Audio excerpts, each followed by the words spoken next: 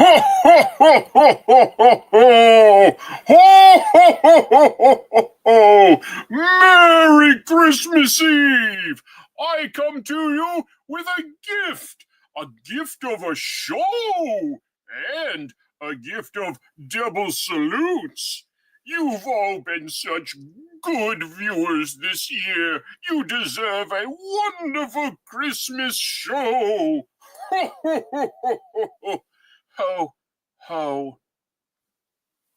Guys and gals and others, it's me. It's Chris. Yeah, I know. You thought it was Santa. Hope your kids didn't see it and get just freaked out. I'm just pulling out wig hair from my mouth. I prefer to do shows without wig hair in my mouth. It's just a thing. But welcome to what I like to call the Weekly Spinner Rack. I'm your host, Chris, not Santa. And tonight, we will be talking about the latest comic book news of the week, as well as talking about some of the comics that came out this week, including, look at that, I got something a little special. I got myself apparently an early Christmassy gift. And so, Merry Christmas Eve to those of you who celebrate. And if not, Happy Hanukkah tomorrow, Happy Kwanzaa, Happy whatever. If it's just a Wednesday, Happy Wednesday to you. But thank you all for being here. There's a lot of wonderful folks already in the chat. I have to admit, I wasn't sure if I'd have any real audience on Christmas Eve. I'm going to cough. Excuse me.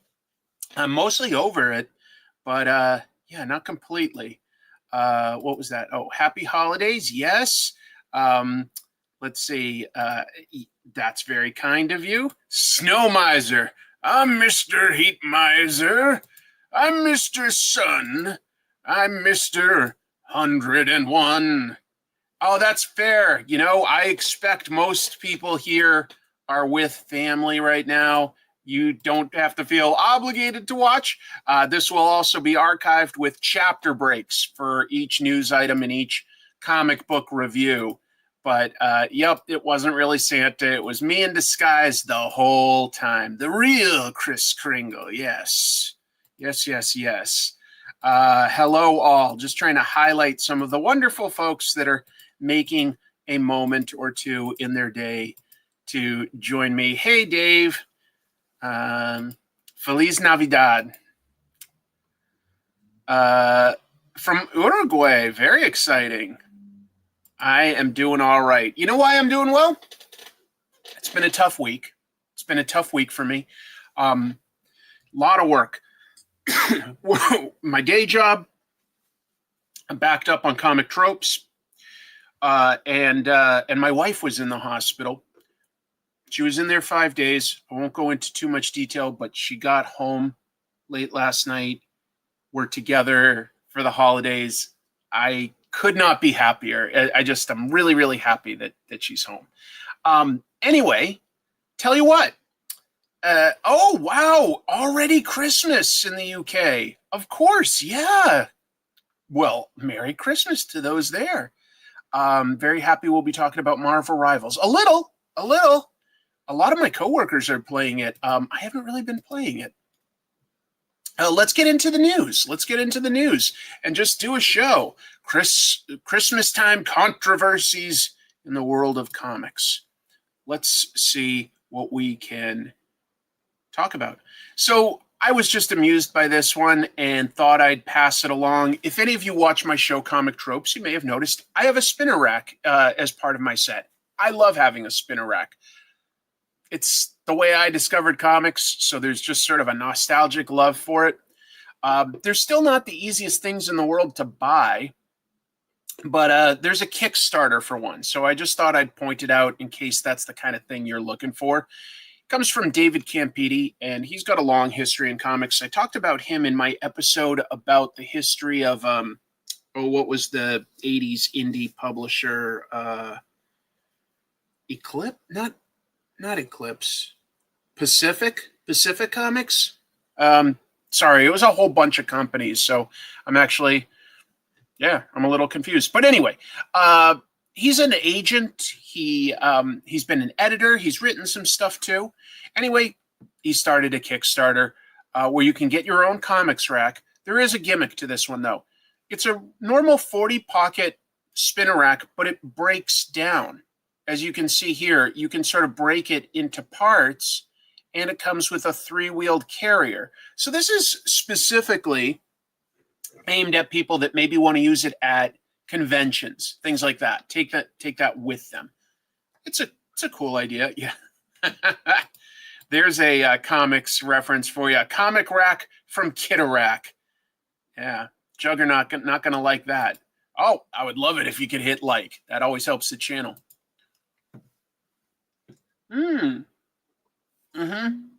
Yeah, Winco has some spinner racks in them now, and there are also cardboard displays at some Dollar Tree stores.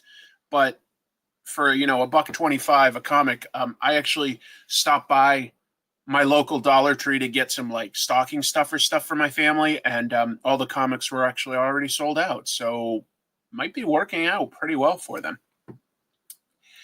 So yeah, it's just sort of a portable comics rack. It doesn't have to be broken down, of course, but it can be.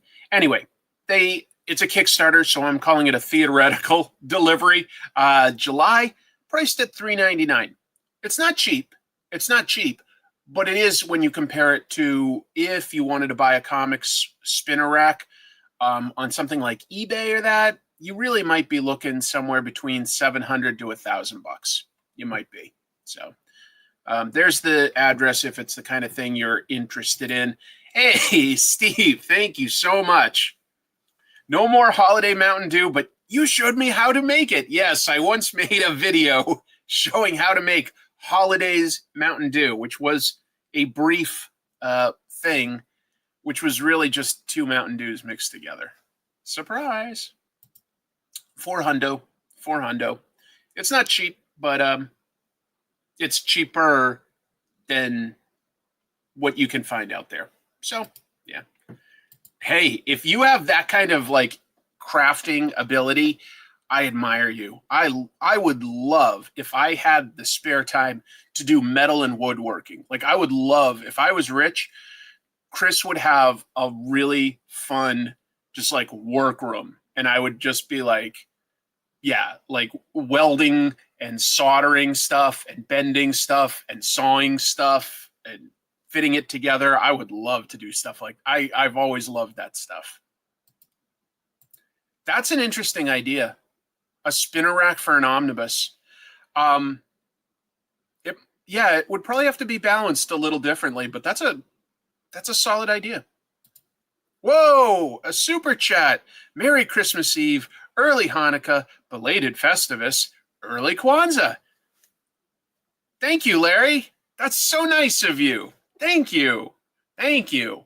We're doing a very modest Christmas in my family this year, but thank you. That's really, really kind.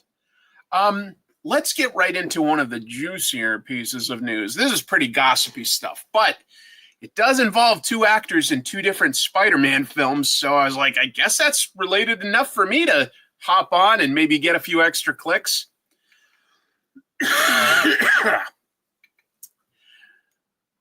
It's Christmas time in Washington, America's hometown. That's a perfect impression if you know the song. So yeah, Laura Harrier called out Shameik Moore. Let's talk about it. So last Monday, the 16th, the Miles Morales actor from the Spider-Verse movies, this guy named Shameik Moore, he posted an old video of the 2 of them, I don't know, at some event or something, and he posted above it, coming soon. That's a little creepy. If you don't remember Laura Harrier, she played Liz Allen. Whoops, hold on. Phone was doing something funky. That's weird. She played Liz Allen in Spider-Man Homecoming with Tom Holland and Michael Keaton as the Vulture. She was the love interest. So yeah, he was sort of posting this creepy video. So then Harrier posted a TikTok video explaining how she had asked him to actually take that down because she's engaged and she really didn't appreciate some sort of this weird implication that they were like together or something like that. And he wouldn't take it down. He didn't respond. And so she called him a weirdo. She since deleted that TikTok, but you could find it on YouTube. Plenty of people are talking about this drama. After that call out, Shameik Moore deleted all of his social media off of like Instagram and Twitter. That was the 21st. But then he brought it right back because he was promoting a new single called Clean Slate. And he basically sings about how, like, you know, girls want to be with him and stuff. It's really strange stuff. And if you have never really seen this guy before, he just gives me a little bit of a weird vibe. He's got a history, in my opinion, of making his co-stars uncomfortable.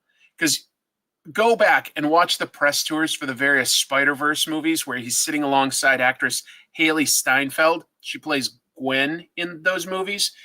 And he's always like, oh, I'm going to watch your movies so that, like, you know, I can feel like I'm closer to you. And, I you know, it's easy to act like I'm in love when you've got somebody as beautiful as Haley there. And she's just like, it just feels so awkward. And here's even like a post that Shameik had made just last November going, had no idea Haley is engaged. That's amazing. I'm here reflecting on my 2024 goals that are rolling over into 2025. I think he meant good timing. Probably not Jared Leto level. He sent some really gross stuff to his coworkers or his fellow actors in what was that movie? Suicide Squad. Going like, I'm the Joker. The Joker sent you a dead rat. The Joker sent you a used condom. But that's okay because I'm Joker. I'm not Jared Leto. I'm Joker. And they're like, yeah, no, thank you. Yeah, that's such an interesting, a good way of describing it. Where's my hug at energy? It just weirds him out a little bit. It weirds me out. So, you know, it looks like the controversy's mainly over. Laura deleted the post, you know, and I think that he understands that he surprised everyone with his weirdness. But yeah, I don't know, dude. You just stop creeping on these girls that you're not actually dating. Let's see. Josh Allen has been doing great since he got Haley. I don't know Josh Allen, but he's the actor or something dating her. I guess I heard about that peripherally while I was looking at this news story. I saw that name, but I don't know who that is actually. Yeah, I heard that. The Masters of the Universe or He-Man movie apparently has cast Jared Leto as Skeletor. Just what all of us 80s kids wanted. Josh Allen plays football. Oh, well, that's pretty impressive. Oh, I didn't know that. Well, Haley's doing all right. That's pretty amazing. That's really cool to be dating a quarterback. I wish I could date a quarterback. Yeah. Man, look, my team, I'm from Boston. My team, the Patriots, just absolutely suck this year. That's okay. It's going to take a while of rebuilding.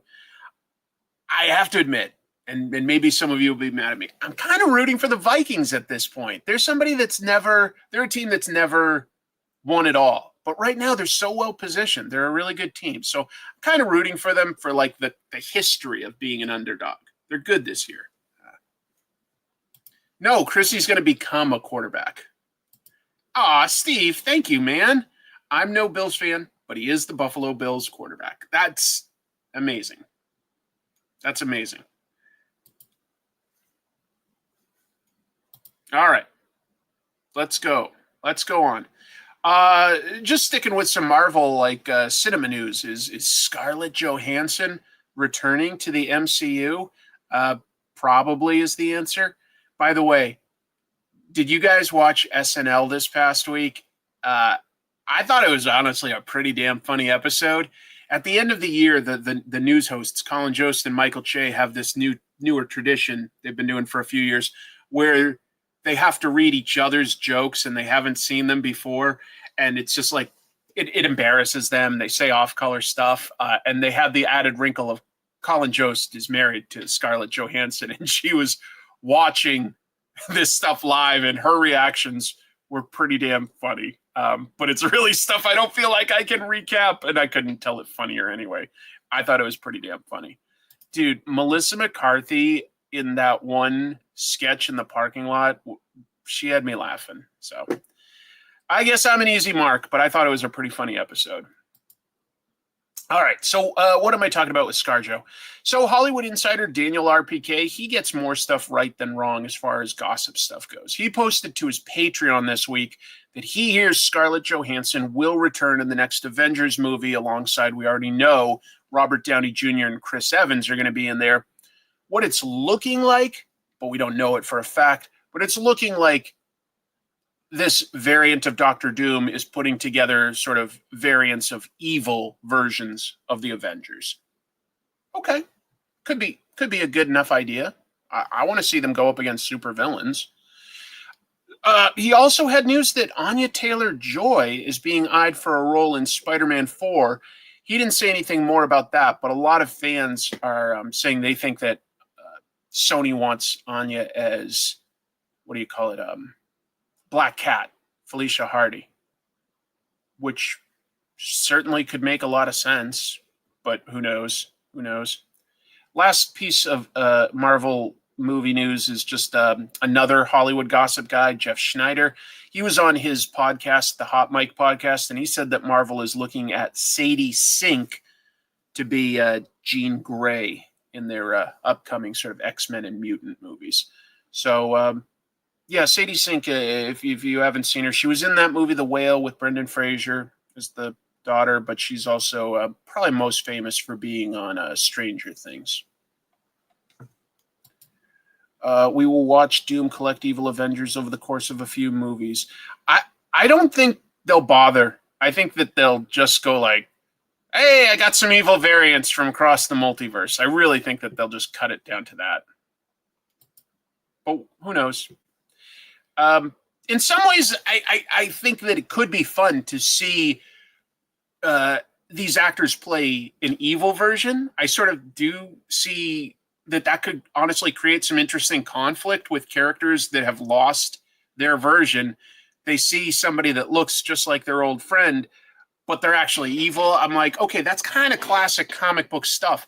I also, though, am a little split with how much Marvel keeps bringing back, their original characters. And I'm like, you really need to do a lot more right now promoting Sam Wilson, Shang-Chi, Ms. Marvel. These are the characters you need to sort of build around, in my opinion, if you want to have like a lot lasting new 10 years or so. Marvel Rivals. Let's talk about that. So that's the new video game that finally came out. It's free to play, third-person shooter, a lot like something like Overwatch. Or for that matter, I mean, there's tons of stuff like this, isn't there? I think Apex Legends is a little bit like that.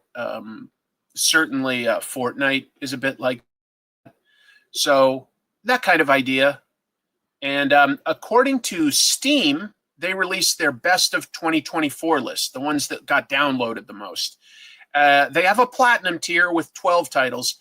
Marvel Rivals was just under that in their gold tier, at the top of their gold tier. But the thing about Marvel Rivals is it only came out earlier this month, whereas most of the other games have had since the beginning or middle of the year. You are addicted to Marvel Rivals? Dude, a bunch of my coworkers are saying that they like playing it, and they've been asking me, like, I don't know that much about Marvel. Who's this character or that character? And it's kind of funny. They're like, why is Iron Man or Squirrel Girl so powerful? I'm like, well, I mean, it's all in how you play it, but yeah. Well, hey, that works, right? It works. It's so similar. I haven't played it yet. I haven't had any free time to play a video game in at least a week. I would really like to play it. I would like to see some of these characters, figure out whether I want to be, like a sniper or, just like a powerhouse. I don't know what I'd want to play as. The player base is obnoxious. That's any multiplayer video game these days, isn't it? I feel like that is. Channing Tatum should voice Jeff the Land Shark. My name is Jeff. Haven't heard any updates on that one lately. So let's talk about what else I can say about Marvel Rivals. In January, the game is going to start its first season. That's where they, got a little bit of a story. They've got some goals. It's just like what Fortnite does. They're also going to add 4 new characters. I got a little bit of a kick out of this. The Thing, Mr. Fantastic, Human Torch, and Ultron. Sorry, Invisible Woman. So, yeah, they'll do that. Tiffany's been playing it. That's cool. You like Storm's costumes in the game. Good. The Terrific 3. Maybe she is in it. We just can't see her. See what I did there? What a perfect. Oh, whoops. Same joke. Gonna have to take you to YouTube court for that one, Dave. Dave has a great video up, by the way, walking through Tokyo Comic-Con, where he meets people like Peach Momoko, gets art from people like Stan Sakai, a bunch of other people, but those are some big names. I thought that it was pretty interesting to see in a third-person view, see, synergy, what it looks like going to Tokyo Comic-Con. Pretty spread out and definitely very similar to the conventions that we have here. Lots of Marvel and Star Wars. Lots of stuff. I was first. I won't sue you. I get it. When do you think there will be an AI film made? Jesus, I hope never, but probably already has been. Some of the fan-made ones on YouTube are pretty good. It's always like these short, weird 3-second clips, and things are just like never consistent. I don't like it. Comic Tim. I heard Comic Tim made it to Tokyo Comic-Con. Let's see. Finally, Marvel's app, Marvel Unlimited, where you can read their digital comics. They have a new 6-part comic based on Marvel Rivals specifically, and that includes a code to download an item for the game. Since I haven't played it, I have no idea if this item is valuable or stupid. They call it an appetite spray for Jeff the Land Shark. I don't know what that means. What's an appetite spray? Is that good or bad? But you do have to sign up by the end of the day tomorrow to get that. So if you sign up for Marvel Unlimited, you get that fun little appetite spray, or maybe it's huge. I don't know. I'll have to try it soon. All right. Marvel kind of surprised me this week. They announced a new Spider-Man creative team. So they're going to relaunch Amazing Spider-Man. That's the nature of the business now. There's a legacy numbering and a new numbering whenever they sort of start with a fresh team. So in April, it gets a new issue number 1. Writer is Joe Kelly. He's staying on. Artists, they said Pepe Larraz and John Romita Jr. So I don't know if they're swapping back and forth or if one is doing like a backup story. They didn't really explain that, to be honest. It sounded, from everything I read, like Pepe Larraz is going to be the main artist, but I can't be 100% sure. Let's see. So the new stories promise to include Peter having a job search. Okay, that's relatable. And a villain conspiracy having gone on for years. So in other words, some sort of villain is manipulating other villains, that kind of a thing. I like Pepe Larraz's art a lot. I think that he's evolved too. In fact, the next thing I'm going to show you is going to be some older Pepe Larraz art. And while it's you can tell that it's his. You can also see that it's evolved. I don't know. I mean, I feel like he's just doing that. That looks like a typical Spidey pose to me.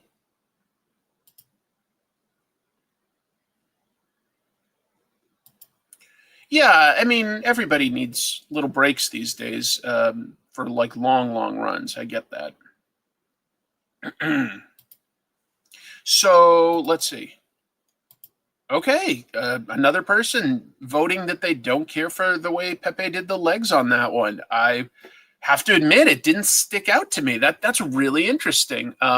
Because I'm not discounting your opinions. I didn't like look at that and note anything awkward or that stood out. You think the foreshortening is off? Huh. Okay. Yeah, not going to argue it. I don't really see that. I mean, I'm not going to say that is my favorite pose, but it looks normal to me.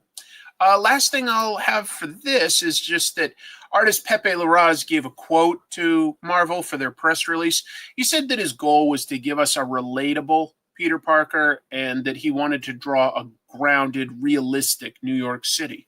So those are his goals as an artist.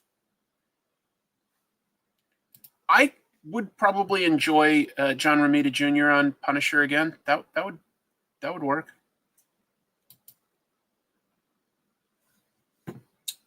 What else? What is Imperial? What is it? I don't know. Marvel just posted this, okay? So I don't know yet. They just posted this little one-page thing just saying, like, Imperial, Jonathan Hickman, the end of the beginning. Nature abhors a vacuum. Well, I've got a few details on it. First of all, Marvel posted this teaser, something new from writer Jonathan Hickman. I'm always curious, at least, about what Jonathan Hickman likes. I tend to like his work a lot. No other official details, but Hickman did talk about an idea for the Shi'ar Imperial Guard on the Explain the X-Men podcast back in 22. I had to look that up, but I did remember him at one point talking about the Imperial Guard. So I got a quote from him. I was going to do an Imperial Guard book with Bobby and Sam. He means Cannonball and Sunspot, who he had on the Avengers, his Avengers team. And they also were always doing sort of outer space stuff. Anyway, and it was going to be them on the other side of all that technology stuff, and the Shi'ar and the Imperial Guard and Starjammers would have been a part of it, I'm sure. But it would have been a big space books. Whoa, what did I do? Okay. It would have been a big space book seeding all of that for when we eventually, obviously, we're going to crash it all together. But it was going to seed in a way that is in a pretty intense way. I was so bummed about that. I clearly set them up to do all of that when I did those 4 issues of New Mutants. That was clearly where we were going to go with all of that. I have a couple things that I really was looking forward to doing that, but I'm just not going to get to do, but they're in great hands. So that was all sort of around the time that he was stepping away from X-Men after setting up the Krakoa arc. But he had he had used some of those concepts in, like I say, when he was in doing Fantastic Four into Avengers, building up to Secret War. He was using that stuff a little bit. So maybe he's revisiting some of the concepts he had for that. No way to know unless he talks about it. I just reread Brubaker's Rise and Fall of the Shi'ar Empire today. So anyway, it's just a question. It's up for speculation for now, but I'm sure that's what Marvel's going for. You know, if they don't have a whole lot to say about it yet, they just want to tease something, let the fans wildly speculate online. So that's us. And Marvel also has an X-Men event coming up, which has a decent enough title, X-Manhunt. All right. It's a portmanteau. X-Man, Manhunt. X-Manhunt. Mind blown. It's kind of clever. All right. So Marvel's released details on it's going to be 8 issues for an X-Men event, starts in March. Professor X is going to escape from Grey Malkin prison. And then the various X factions are apparently all going to have different points of view on whether they should be helping him or arresting him. He surrendered himself to authorities at the end of that whole Krakoa era. I don't know that necessarily he needed to, but he did it for peace. So anyway, yeah. But Professor X on the run, decent enough idea, I suppose. And they're going to have a ticking clock because he's dealing with a telepathic virus. I don't know what that is. Is that brain rot? Has he been watching too many like skibbity toilet videos on TikTok while in prison? I've got a telepathic virus now. Reading Deviant Volume 1. Chat and Chris. Fav Holiday Comics. I'll bring that back up in just a minute, Steve. That's a decent idea. Let me finish this bit of news, and then we could... That's a fun topic. That's a fun topic. So anyway, was there one more thing? Yeah. It goes across Uncanny X-Men, NYX, Storm, X-Men, X-Factor, X-Force. They call the Exceptional X-Men issue just a tie-in, and then it'll all wrap up in a oversized, special issue, X-Manhunt Omega. Could be fun. Could be fun. So actually, let me pause. I will go back to this. Deviant is a Christmas-themed serial killer story by James Tynion and, I'm forgetting the artist's name right now. I feel bad. But, yeah, do you have a fave holiday comic? I'll say that one of mine, growing up, I always found the Lobo Paramilitary Christmas Special both cool and funny. It's the kind of edginess that, like a 13-year-old finds exceptionally funny. It hit me at the right time, but I've always really loved Simon Beasley, and I think he's just the best artist for Lobo. So that's a Christmas-themed book that I always come back to. Always. There are definitely other good Christmas books. Okay, somebody likes Deviant. Good. I'd love to hear your opinion on the Superman trailer. I'll come back to that too. I haven't really discussed that. I'll come back to that. Let's see. Lobo, yes. Archie's Happy Horror Days every year. Okay. Also, let's see. Sounds of Silence, a Wolverine story by Hama and Mike Golden. Well, they're a great team. They're a great team. Love that special. Hard to top Lobo and Bees. You could have done a video review of Lobo Paramilitary Special for Comic Tropes during the holiday season. I could if I had a little bit of extra time. So here's what I did do, though, just on a related note. My friend Owen from Owen Likes Comics did a Christmas comics video, the history of it, and he got a lot of other YouTubers. He got like Sasha from Casually Comics. He got Matt Draper. He got me. A bunch of people. I don't want to just start trying to list them all because I'll forget somebody. And so what I talk about in that is I've got about a 5 or 6 minute segment talking about Dell's Christmas comics. They had something called Santa Claus Funnies every year, which had some great art, all sorts of different stories. I talk about the history a little bit of Dell. I talk about Walt Kelly of Pogo fame.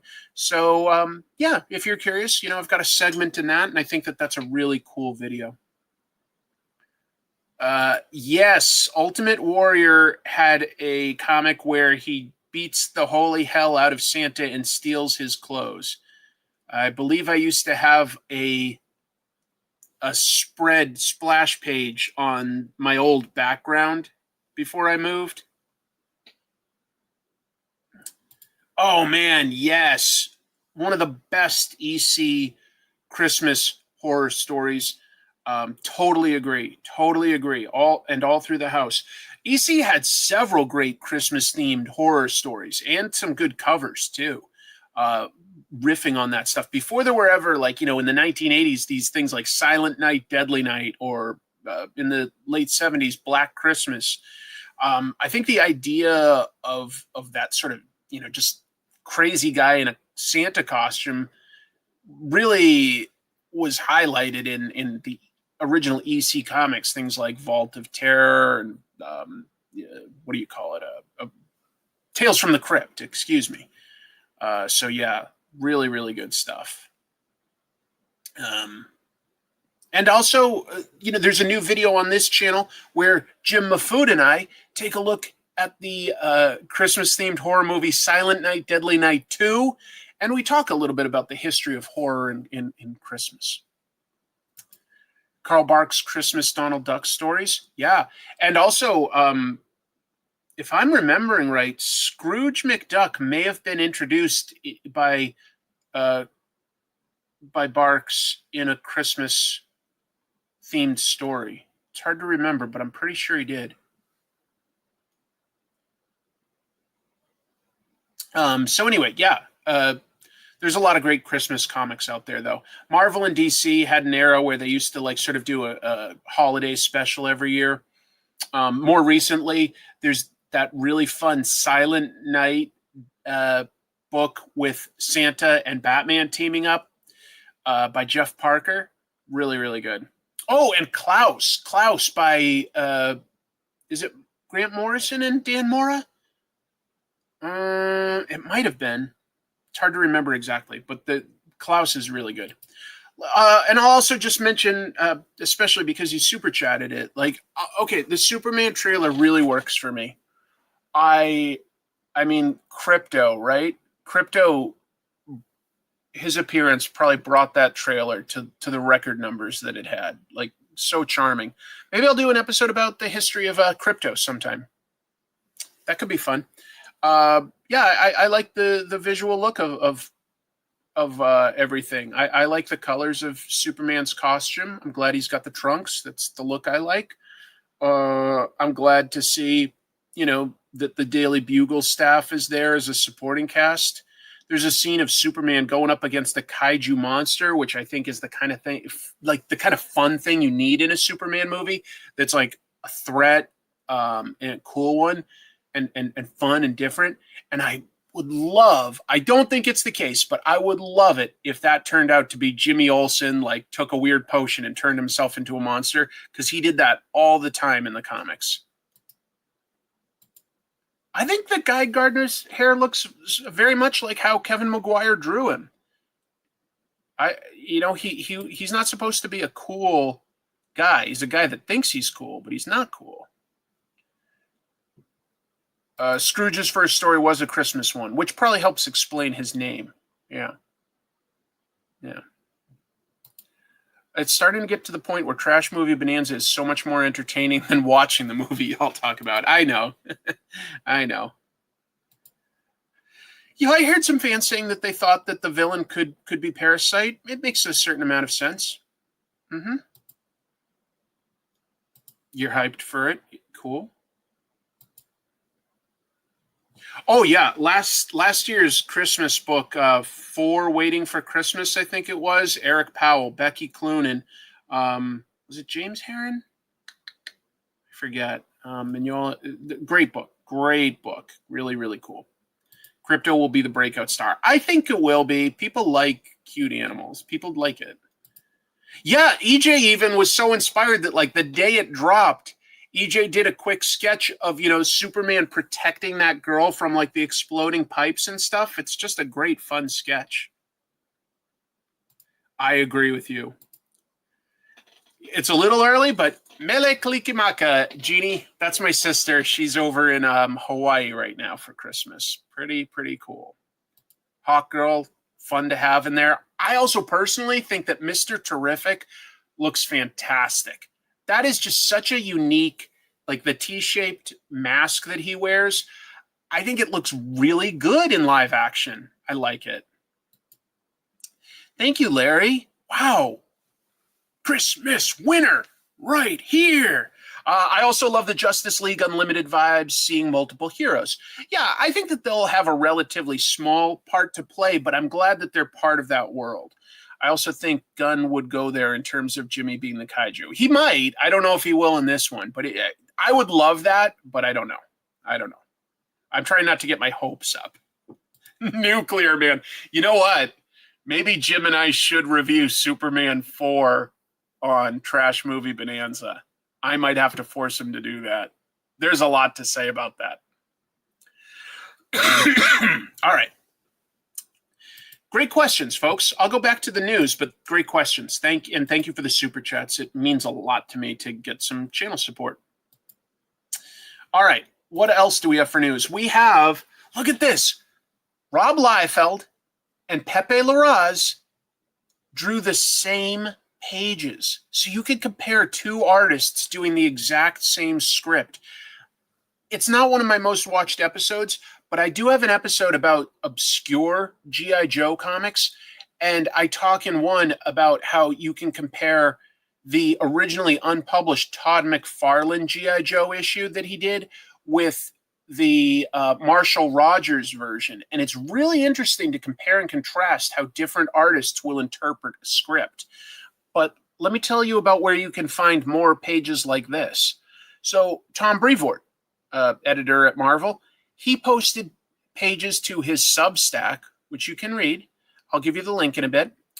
But he posted pages from a Deadpool story by writer Dwayne Swazinski that came out back in 2014. It was a 4-part story called Deadpool versus X-Force, and it was drawn by Pepe Larraz. Well, unknown to, I think, just about everybody, Brevoort revealed Rob Liefeld was originally supposed to draw it, and he drew a bunch of pages before bowing out for some reason.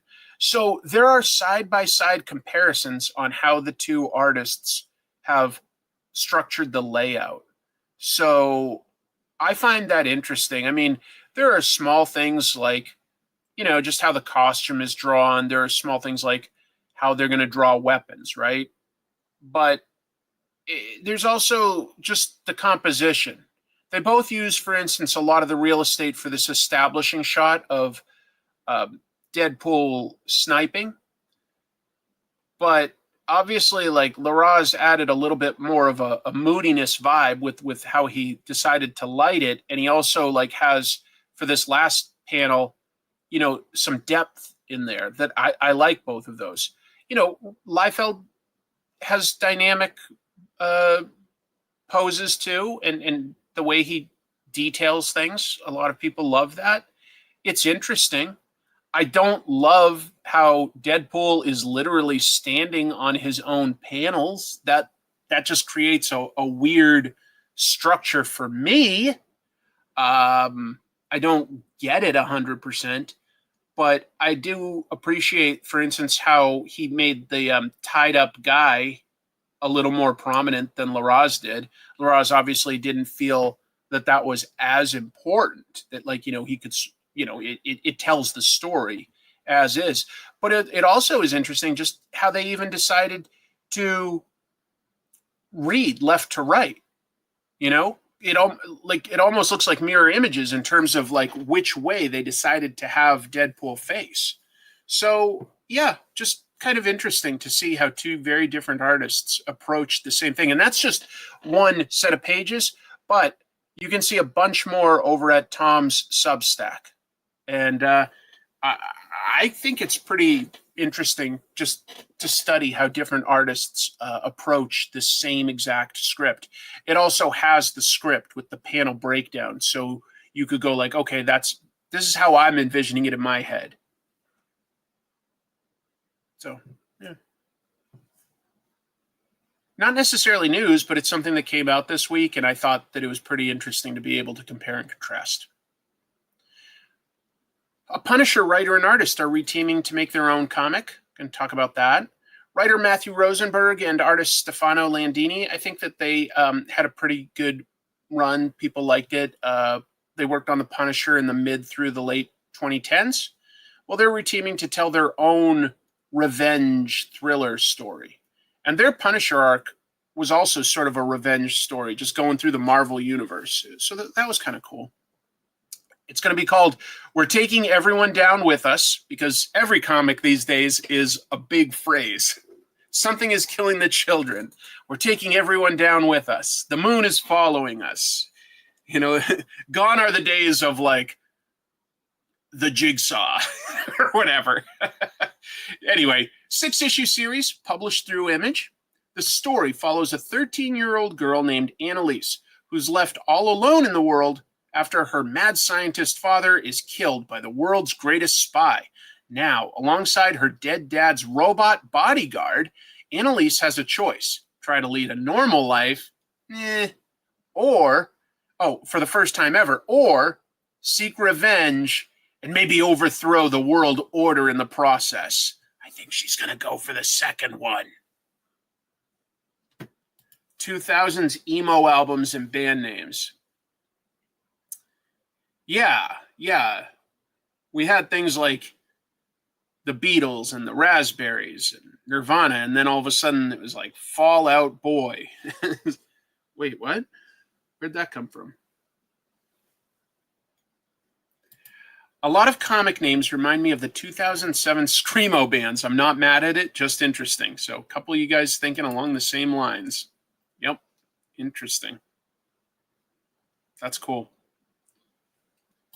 A friend of mine recently said that Corey Feldman is like the Rob Liefeld of the musical world. I found it to be quite apt. I will say I get what he's going for there. Kind of funny, but Liefeld is way better at the marketing and building hype. You cannot deny that when he does a book, it sells well. Still.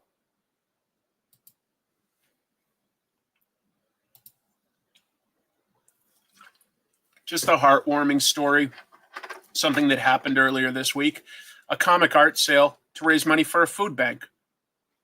There's a place called Carol and John's Comic Shop in Cleveland, Ohio. And they just held their annual party, an art show, and a fundraiser back on the 21st.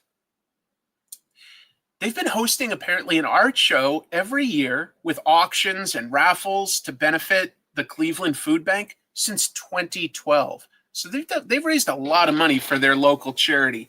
And I love it when a business does something to help their community directly. I like that a lot. I think that that's admirable. Finally, I'll just say that this year, what they did is they had local artists reimagine classic comic book covers with a Christmas theme. And basically, they'd have an auction, a raffle, I should say. I should have called it a raffle. $1 a ticket, and then if you get yours pulled, you could claim one of the covers. And they filled their whole lobby with I think 150 pieces of art. Very cool. And the proceeds all go to the food bank. I think that that's beautiful. I would love to have limitless resources and just travel the country, going to various comic book stores and talking to them about whatever they do that they feel is unique or helps their community, or if they have an annual event like this. You know, I feel like everybody probably does something special. I think that's cool. That's a really good one. Deadpool on the Christmas Vacation. I only grabbed a few. There, look up Carol and John's comic shop. They've got a website and social media, and you can see some more artwork that local artists did.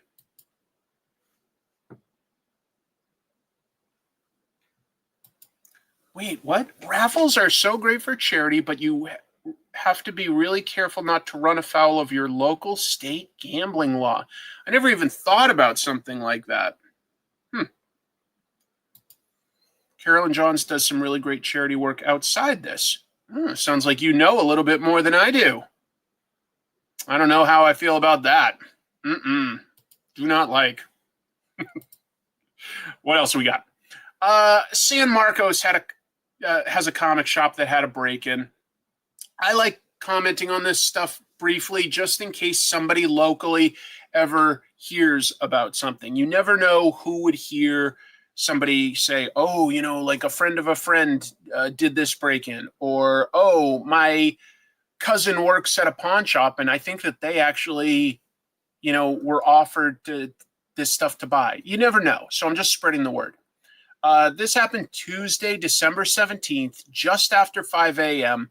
The place is called Nowhere Games and Comics down in San Marcos, California. Got broken into. The owner said that there were two burglars. They smashed open the glass door.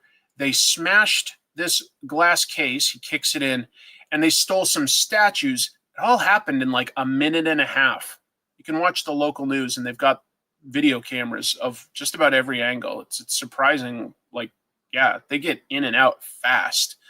And the owner even like comments, he's like, they could have stolen a lot more valuable stuff. So I guess that they were just like going for something very specific and just looking to get in and out to time it well. The frustrating thing is, so they didn't grab tons of, say, slabbed Golden Age comics, right? They grabbed some statues, but they broke a bunch of glass and stuff. And the owner said he got estimates that the repairs to the damage is going to be somewhere between $7,000 to $10,000. And he doesn't think that insurance is likely to cover it for some reason. I really wouldn't know why. So just passing it on. Just passing it on. Too bad. They smashed the door like the viewers of this stream smashed the like button. They may have been a little more successful if I'm being completely honest with myself, but I appreciate all the likes that you guys have given. I do. All right. Here's something fun. Jim Lee teasing Hush 2, Batman Hush 2. So Jeff Loeb, Jim Lee, returning to Batman to do a sequel to their 12-issue story, Hush. And that takes place in the regular comic, the regular title, Batman number 158 in March. They become the creative team. He released art for like a gatefold cover that he made, as well as there was a bunch of variant cover stuff. I'll talk about that in a sec. This week, there's a profile on Jim Lee in The Hollywood Reporter where they talk to him, they interview him. And he teased that DC has something even bigger than Hush 2 to announce soon. Don't know what that could be. Don't know what that could be, but I am curious. It would be great to see some vids at particularly noteworthy comic shops like Golden Apple in LA, or Austin Books and Comics in Austin. I wish you were rich. You and me both. But for what it's worth, during the pandemic, I did interview a few comic book shops about how they were dealing with things, and one of them was Golden Apple. That's over on Comic Tropes, but it'd be interesting. It would kind of be funny if, like, when he's like, I've got something even bigger than Hush 2 to announce. And they were like, tell us. He's like, Hush 3. Oh, wait.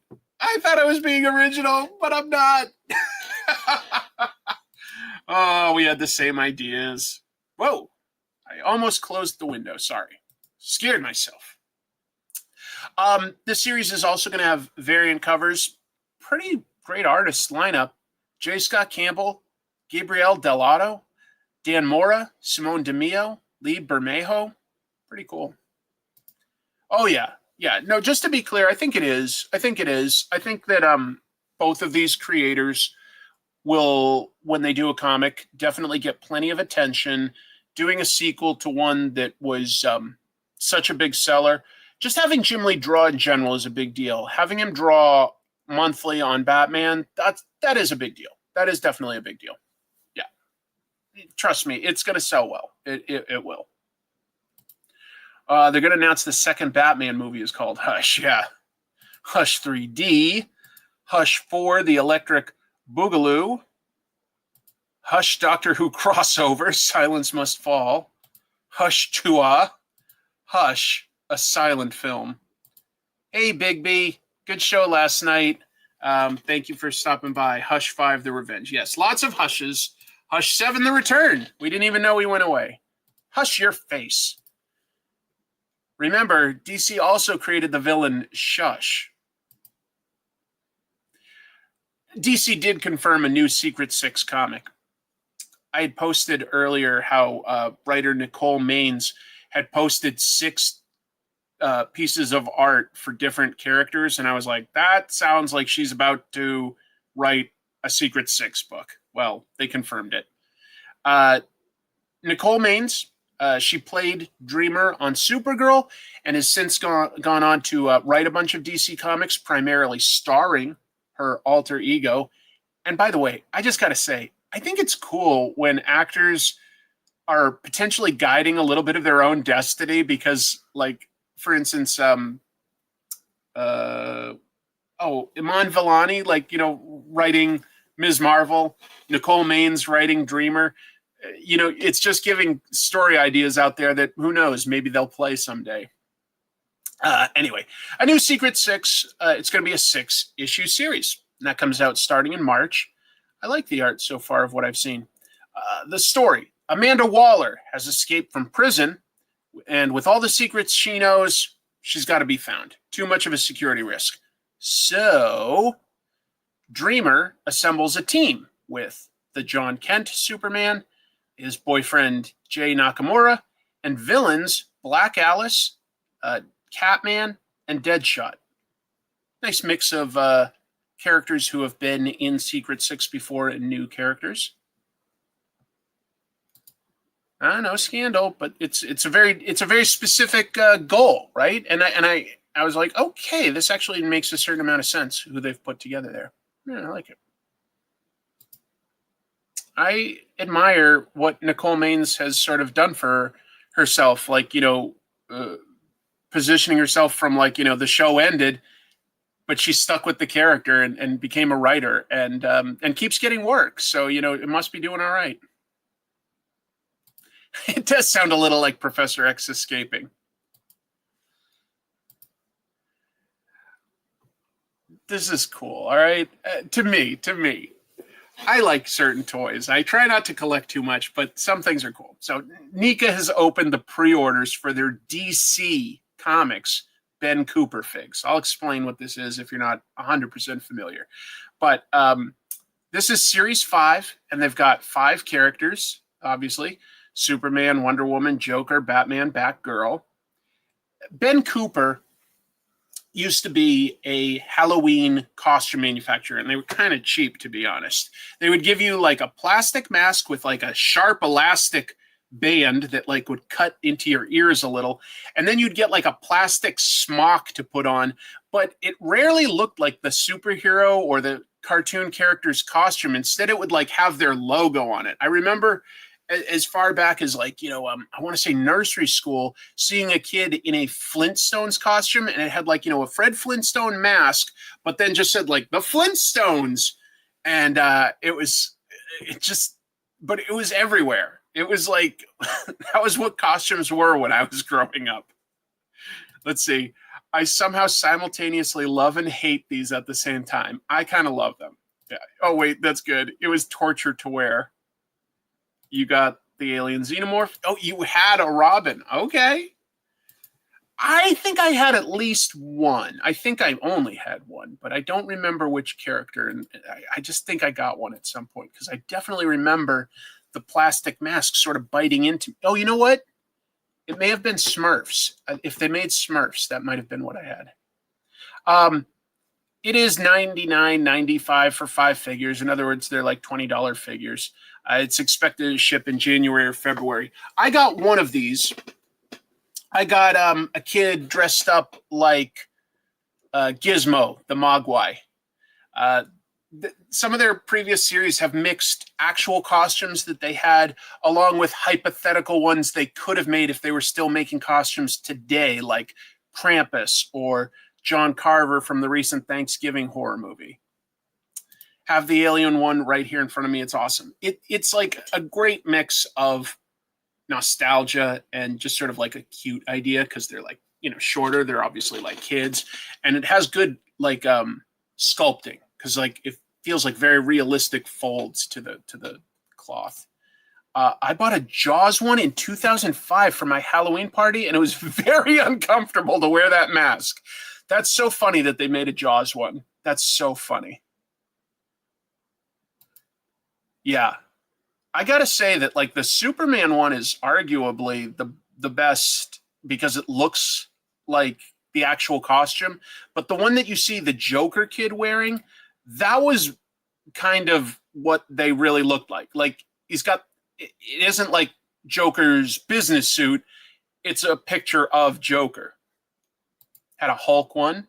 I love that some of you guys had these and know what I'm talking about. I like them. I like them. Almost done with the news. Let's talk about Harley Quinn's fart comic. You heard me correctly. A fart comic. So DC announced a Harley Quinn one-shot for April Fool's Day, and it's called Harley Quinn Fartacular, Silent but Deadly. Fine. It's written by Johansson, and I actually do find her to be a very good comics writer. She wrote a book this year that might be in my top 10 for the year. I haven't quite figured it all out yet, but she did Sirens of the City. She's done, she used to run a wrestling promotion, so she has like some wrestling themed comics that are cool. It's illustrated by Ted Brandt and Rose Stein, but the internet seems to be in a minor uproar over the fact, like, first over this particular cover, which is kind of gross, and then it does come with a scratch and sniff sticker, which is also kind of gross. So, yeah, exactly. That's almost what it feels like. It might be funny. It might be a funny comic. I feel like the cover is my least favorite part. But what? Yeah. So anyway, it's just supposed to be a book with lots of fart jokes, I guess. This was just one post that I saw on Reddit that had a pretty good amount of upvotes, like people just like talking about it, going like, "What? No, gross." There are your usual host of like sort of the more grifty type of YouTube channels going like, "This is why mainstream comics are dying." And I'm like, that's probably overdoing it, but it's weird. It is weird. I don't know what to make of it. I really don't know who came up with the idea. Yeah, it finally died. Yep, this is what will kill it off. No more comics after April. Garbage Pail Kids remain kind of huge.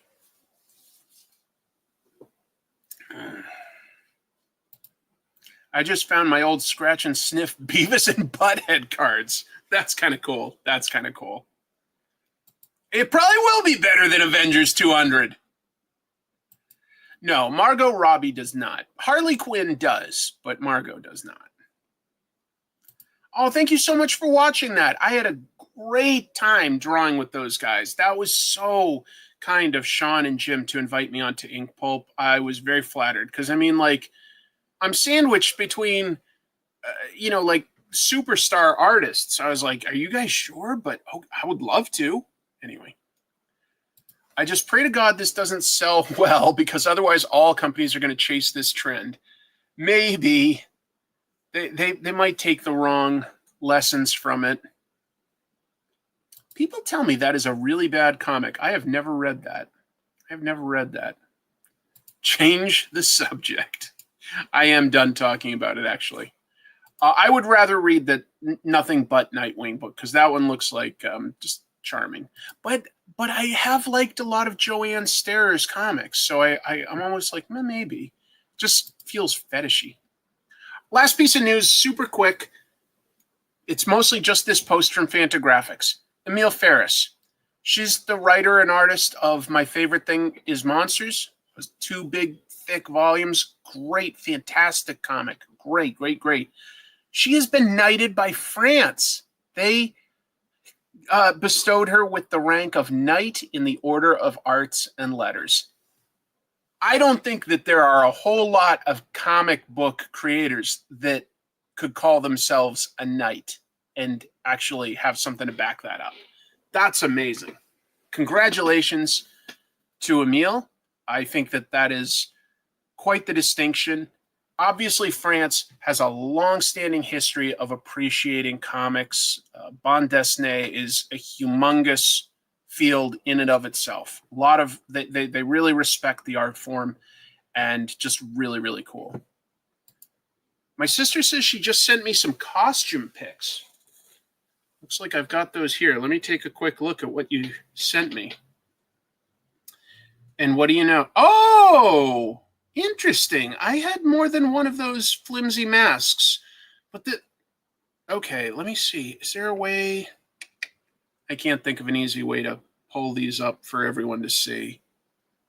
I wonder if it would show up if I held it up like this. Does that focus at all?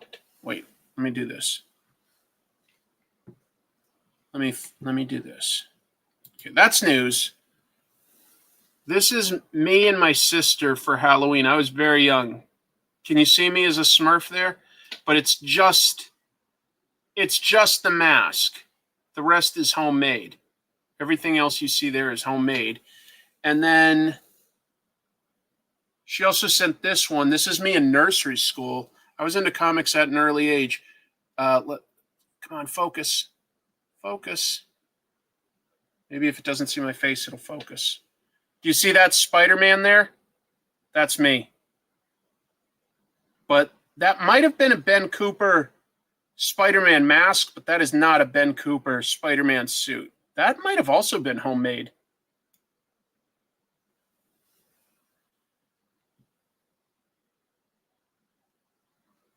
Thanks for sharing that, Gene.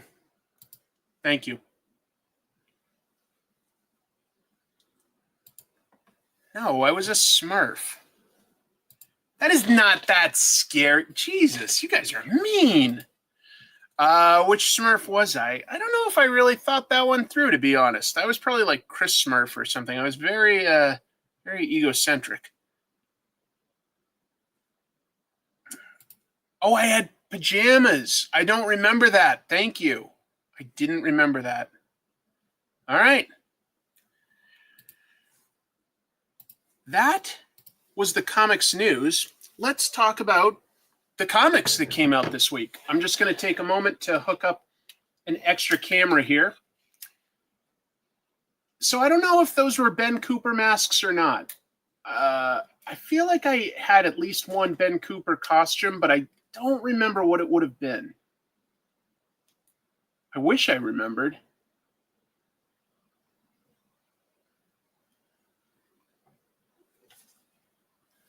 All right. Good. Here we go.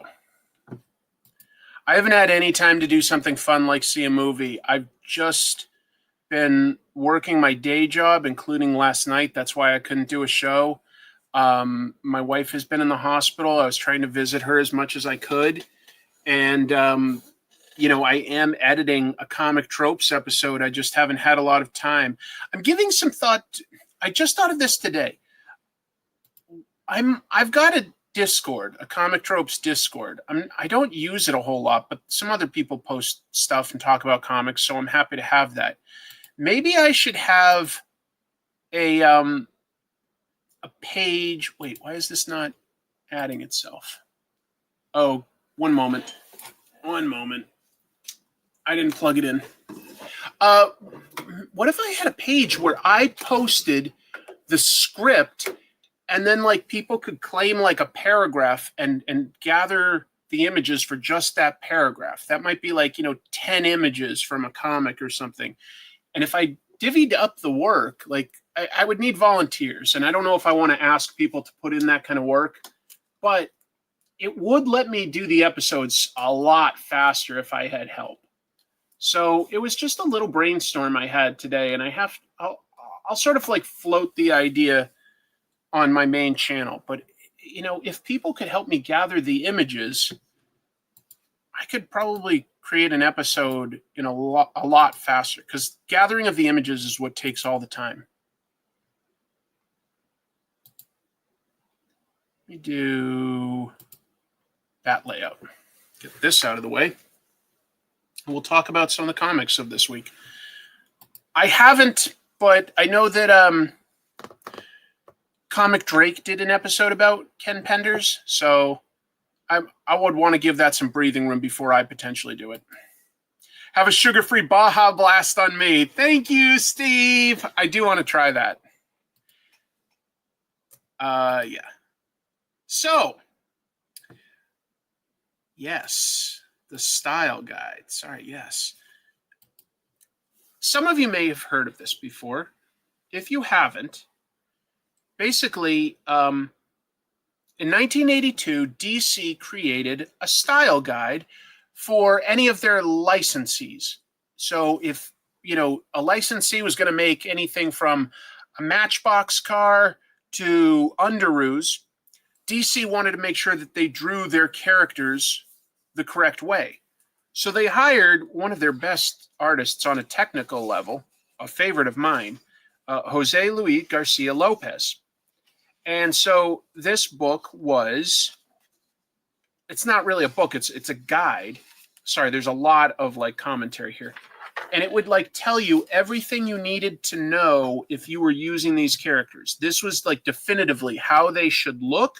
They would even have these are guides for the colors that you're supposed to use to make sure that the saturation is right. If they were making, say, a Joker action figure, this would be what he has to look like. And yeah, so all of these are just page after page of Garcia Lopez's gorgeous work in terms of crafting DC's official definitive look for their characters, their colors, their poses, their costumes, their history. And yeah, this just gives you page after page in both black and white and color of all of their characters. It's gorgeous. It's just a gorgeous, gorgeous guide. I love it. I just got this week. I'd ordered it ages ago. It's not something you read a whole lot other than the intro stuff, which I still sort of need to get through. But at the time, this was how the characters were supposed to look. And I think that the artwork is just beautiful. I really do. I think that it's deceptive. It doesn't have a whole lot of lines to it, but it looks so good. It looks so good to me. And as I get older, I really appreciate certain artists that are able to be so efficient with their line art. Your Alex Toths, your Jose Luis Garcia Lopez's. It's not lots of style per se. It has a style. You get used to it, but it's more than that. It's these decisions on how to draw the background and have that look representative of a real city, but of course it's impressionistic, really.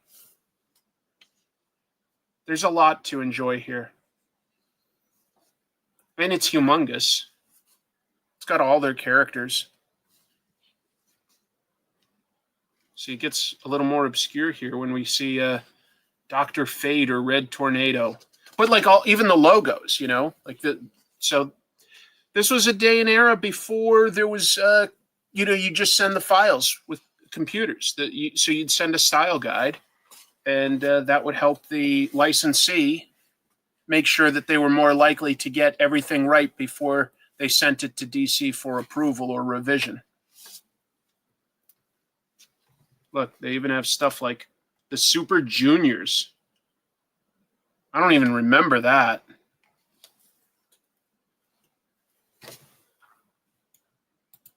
I used to get stickers at the doctor's office, and it was this Batman, yeah.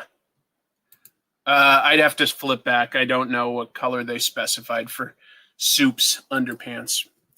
But this comes by a bookmaker called Standards Manual. I know that sounds really generic, but that's who makes this. So I ordered this ages and ages ago. Don't remember exactly when, but it finally got shipped. It is big. It is a thick boy. You get a sense. I'll just hold it up so you can get a little bit of the scale. I recommend it if you're able to afford it. It's nice. I think that this was something along the lines of $95. So it was a lot, but I like it. Not going to re-review this, but I met up with Dave, if he's still in the chat, from West Coast Avengers. We shop at the same comic store, and we met up, and they had this new 10th reprint of Transformers #1.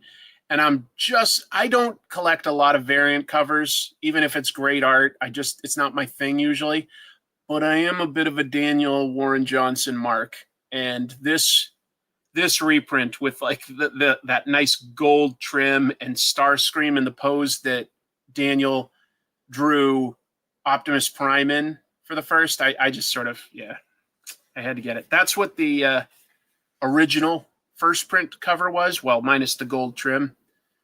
And then he gave Starscream the same pose. Well, yeah. I just thought it looked nice. I was a sucker. I got it.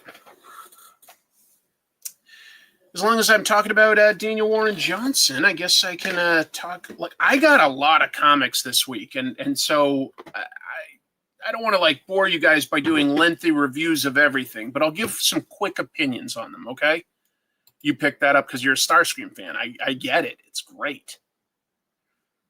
Hello, Brunson. Nice to have you here. Moon is Following Us continues this strange supernatural type of story where a pair of parents are going into a dream world to try to save their daughter who is stuck sleeping. She just won't wake up, and they go into this world. I just wanted to open it to this really cool layout. I was really impressed with what Riley Rossmo did here. There's just a lot of energy, great composition. I really like it. It's a strange story. I don't know exactly where it's going yet. I love that sometimes it cuts to the real world and Daniel Warren Johnson himself illustrates those pages. Let me see if I can focus that a little better.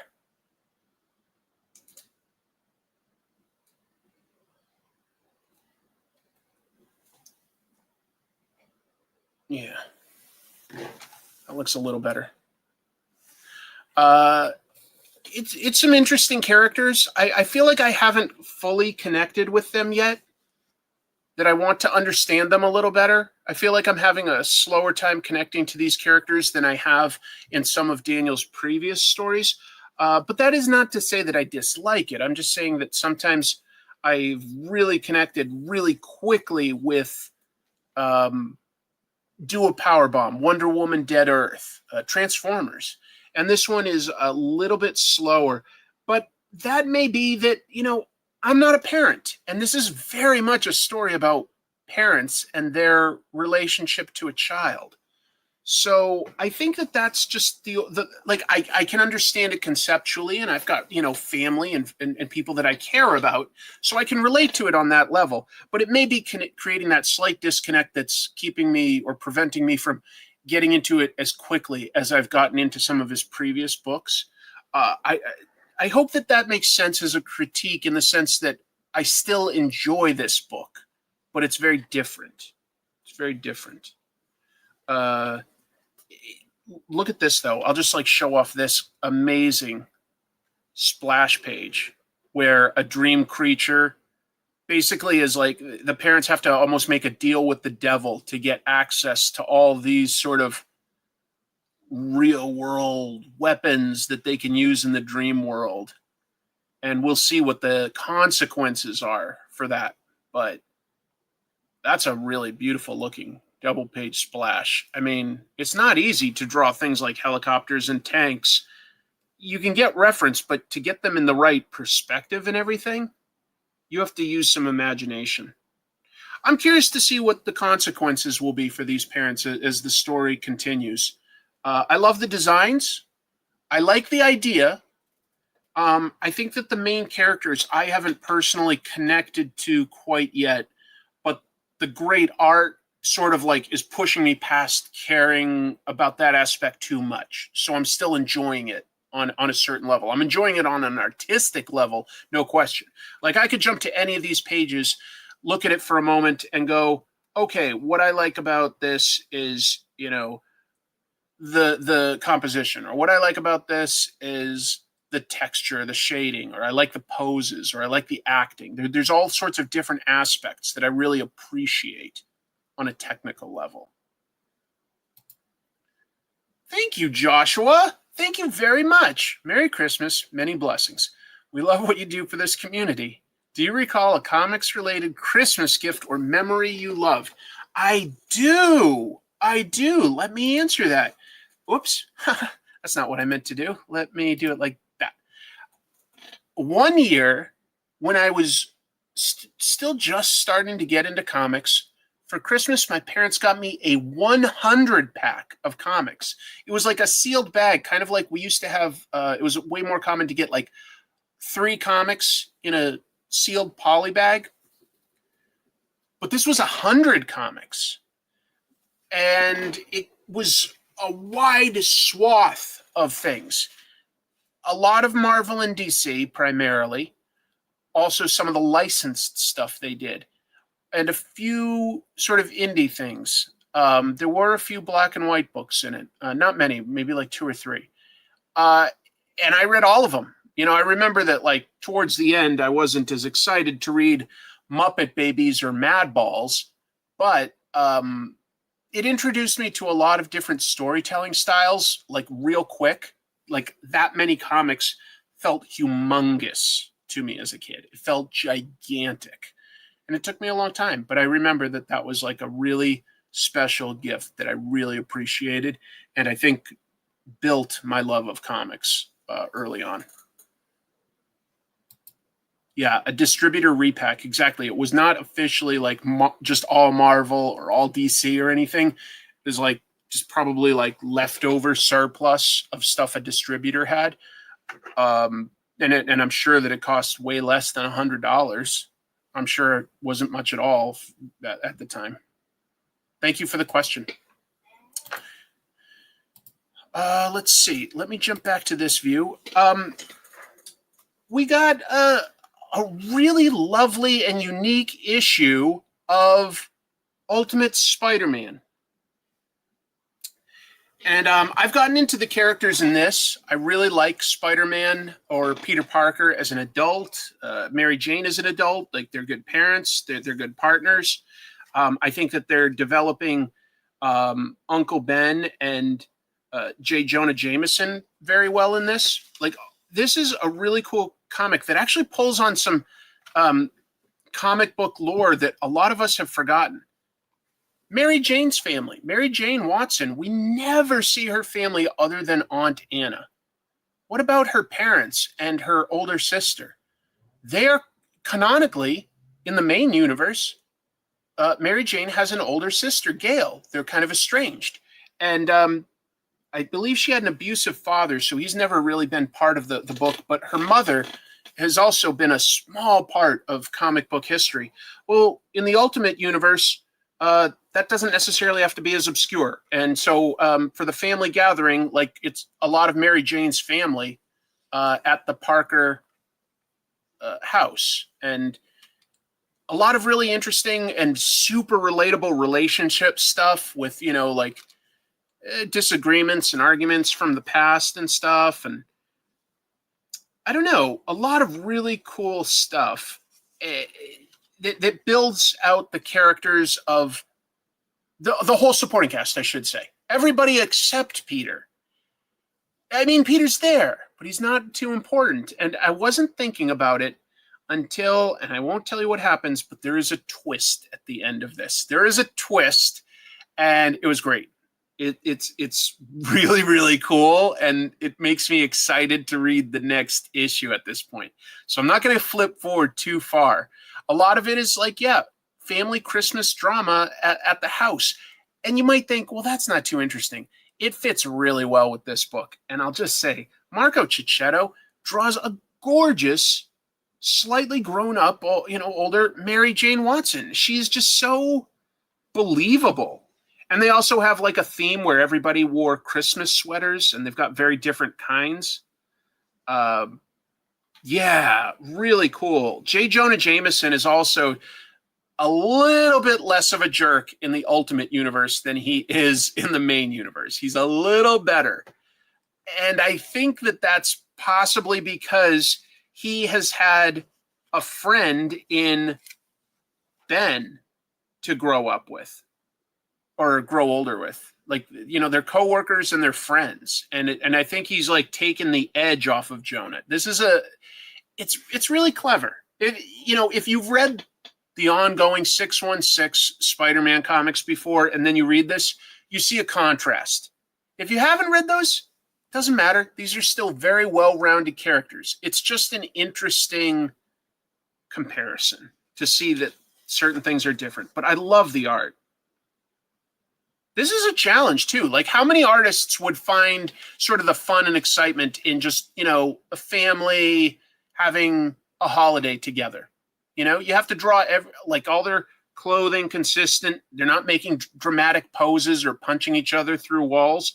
But Marco Cicchetto draws such a consistent character. There's never any question as to who's who. He gives them, unique enough haircuts that even when they're these are sisters. That's Aunt Anna and MJ's mother. And these are sisters, Mary Jane and Gail. And you can sort of see some family resemblance in how he approaches certain things, but they're not the same. It's really, really good. It's good. Just to be clear, J. Jonah Jameson is still a jerk in this, but he's had a little bit of his edges sanded off. Just a bit. Isn't it amazing how an artist can take the seemingly mundane, like a Christmas gathering, and make it visually so interesting? That is such a more eloquent way of describing what I was trying to describe. I think it looks great. I think it's visually interesting to look at every page. It really is cool. Whether it's just like an interesting establishing shot or the acting that a character is doing, which sometimes is subtle but feels grounded and real. I don't know. And of course, it does not hurt that Jonathan Hickman is writing this and has good dialogue and believable characters with believable problems. It's an interesting world where, Peter has grown up with his uncle instead of his aunt. He's mostly still the same person, but you can see a few differences. I love the character of Ben in this. He's not perfect, but he's a really good person. He's a hard worker. He's got good, strong morals. He's been a good father figure for Peter and, a reliable family member. He's not perfect, though, because he is taking risks in the stories that he investigates. And, he's sort of pushing Peter to come take a chance with him and Jonah on a new newspaper. That's a big financial risk to ask, a guy in his 30s that has a family. There's certain things that aren't perfect, but it's great. And trust me, guys, it's a cool twist at the end. That's all I'll say. It's a good twist. I liked it. I can't wait to read the next issue. I don't even want to show you the cover. They tease the cover because, of course, you've read it, but the cover sort of gives away where the story's going to go next. An artist is good when old people look old, not just young with wrinkles. Let's just quickly come back and say, also, the mark of a good artist is when you can draw believable children, which is also something I will give Riley Rossmo and Daniel Warren Johnson credit for. Let me pull up a picture of a kid, because I swear there's one in here somewhere or other. And they're all kind of tiny panels, I guess. It's hard. But, this does not look like an adult with, weird features. This looks like a kid, okay? This looks like a kid. Kids have slightly different shapes to them. They're still growing into their features. I don't know. It's really impressive. Where's his son? Because his son is 13 or something. But that doesn't look, to me anyway, like an 18-year-old. Maybe you need to see a few pages of him. But I feel like it's very, very good. I haven't read New Gods. No, I haven't read that one. Look, I love a lot of John Byrne. I don't feel like he's ever drawn a convincing child. It looks weird as hell when he draws kids. Yeah, that medieval art where they're, come on. What were you thinking? What were you thinking? Ultimate Batman continues to interest. It's very different from the Batman that we know. It's very different. Yes, he's still a crime fighter that looks like Batman, but he's grown up with a mother and he's not rich. He's very different. Alfred is a spy, and Batman doesn't treat him great. They're getting to know. Alfred respects what this Batman can accomplish, but Batman sort of hears him out. And what's interesting is that Alfred argues that there's this criminal called Black Mask with his gangs, and he's going to offer you a deal. He's going to offer to back off on the terror that he's putting Gotham through if you back off on him. And for now, I think that's a good idea. And Batman's like, no, you're full of shit. Don't talk to me, blah, blah, blah. And he ejects Alfred out of his Batmobile into the water. Alfred's not happy about that. That's kind of funny. But here's the thing. Batman takes the deal. It's interesting. This is a Batman who has childhood friends who, like Edward Nygma. What? Well, that's weird. This is a Black Mask who claims to be a professional pacifist. He says that he specifically does everything he does to create long-term as little violence as possible.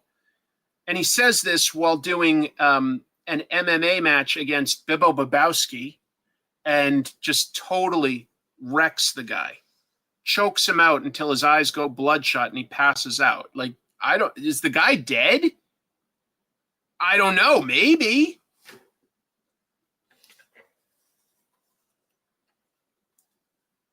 Bruce is nervous because his mother is the deputy mayor, and that puts her in the crosshairs of Black Mask, which he knows is dangerous. He broods in a very different way. There's a lot of interesting characters and a lot of interesting decisions in this. It's not the same Batman that I'm used to. I like that. I like seeing how a different character could use the idea of scaring criminals with, the sort of bat imagery, but have a very different perspective on things. He has a social network that the Bruce Wayne in the comics didn't really have until he started adopting orphans left and right. But this is a guy who does have friends. He does have a parent. He has people around him that he knows professionally. It's interesting. It's doing some stuff very differently.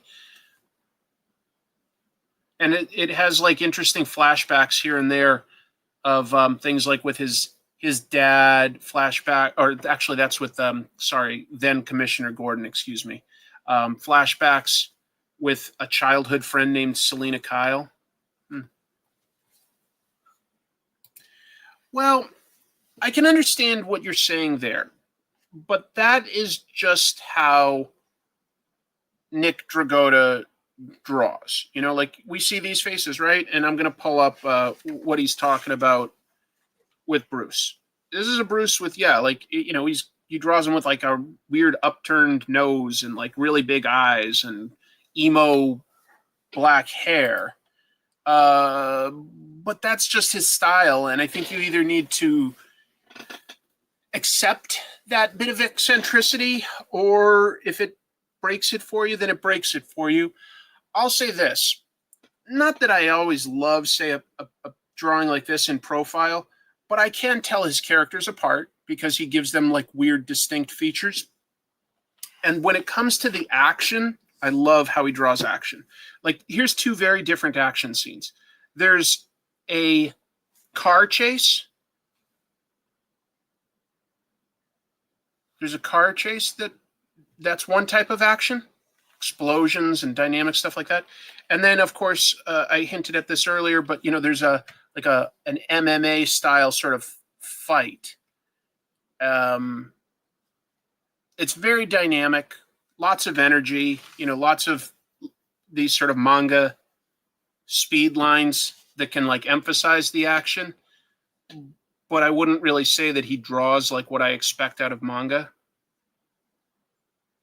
So I like it. I can't claim that it's my favorite, but I do like it. I do like it. New Ultimates universe or the Absolute universe? Ultimate has had a little longer, and I really love 3 of their books. I love Ultimates. I love Ultimate Spider-Man. I love Ultimate X-Men. So I sort of give that the edge there, but I will say that Absolute Wonder Woman is fantastic so far. So, you asked me in 6 months, and Absolute may pull past it. I would say that that's fairly accurate right now. He's more about protecting than avenging. I would say that's fairly accurate. He's pretty brutal, but he's definitely non-lethal. He's definitely non-lethal. The background in the panels with Black Mask were giving off interference patterns. I can't tell if it was in real life or a camera artifact. Camera artifact. I'll talk about G.I. Joe in a little bit. Thank you for the super chat. In fact, let's do it. Yeah, he's in his early 20s. He's a genius. He's muscular. And he's making a deal that might be able to get him a lot of resources if he's playing honest. Hard to say. Oh, the patterns were moving? Love Absolute Wonder Woman. Such a cool take on the character. She's fantastic. Oh, I think that was very intentional that he was in the Yamcha death pose. If you folks don't know what we're talking about, at the beginning of the Superman trailer, Superman is, thrown into the ground and he's just like, ugh! He's on his side. That's a famous pose from Dragon Ball by Akira Toriyama. Pretty famous pose. I think that was intentional. So G.I. Joe, new version of G.I. Joe, basically. This is the Energon universe G.I. Joe. You don't need to know the history from the 80s or anything for this version. Same characters, but a very different version. First of all, again, what an artist they got in Tom Riley. That looks great. Duke piloting a Cobra Fang helicopter. And this Duke is almost Captain America. They've made him the central figure, the field leader. I love their update on Cobra Commander. Destro is pretty much the same Destro he is in every version. Got a certain amount of nobility, a certain amount of honor, tactical genius. Cobra Commander, they've amped up. This Cobra Commander has more knowledge for things like technology, and he's not somebody that would retreat. Well, let me show you this. So G.I. Joe has just had a big fight in a building with Cobra, and then these are the Valkyries. This is a new idea. These are like the Valkyries in Viking mythology.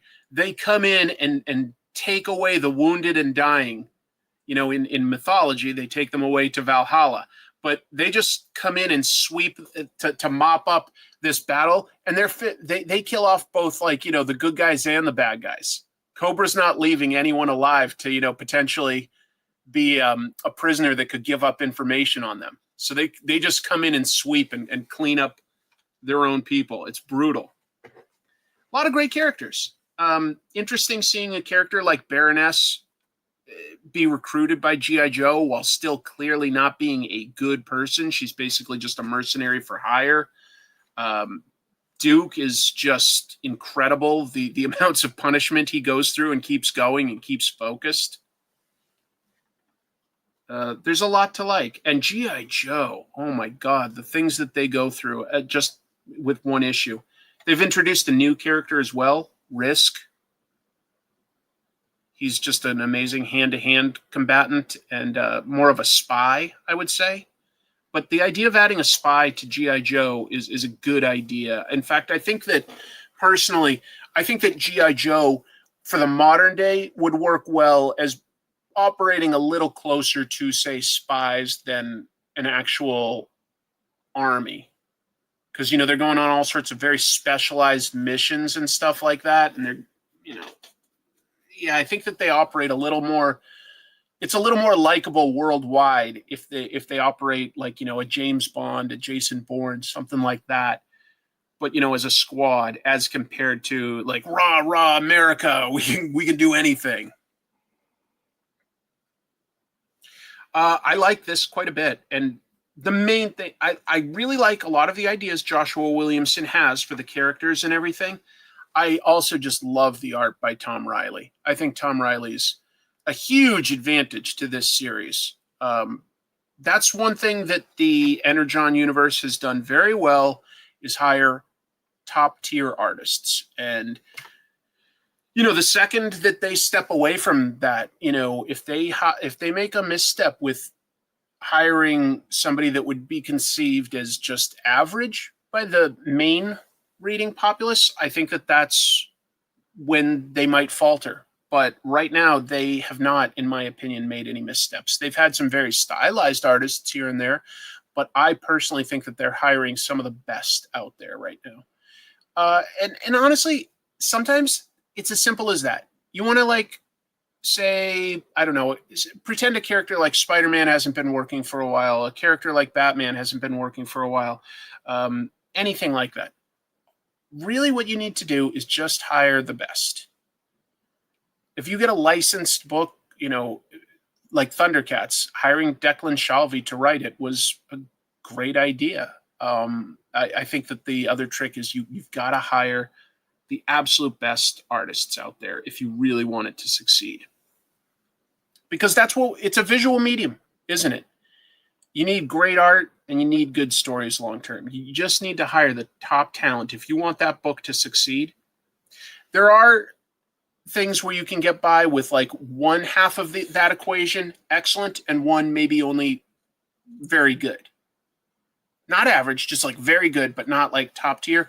If one is exceptional, sometimes that's enough to carry a book and make it something special. And it kind of tends to be the book. Well, you know what? I'll just say this. Fantastic Four, okay? I would say that the art in this is fine. It's pretty good. It's better than what I could do, okay?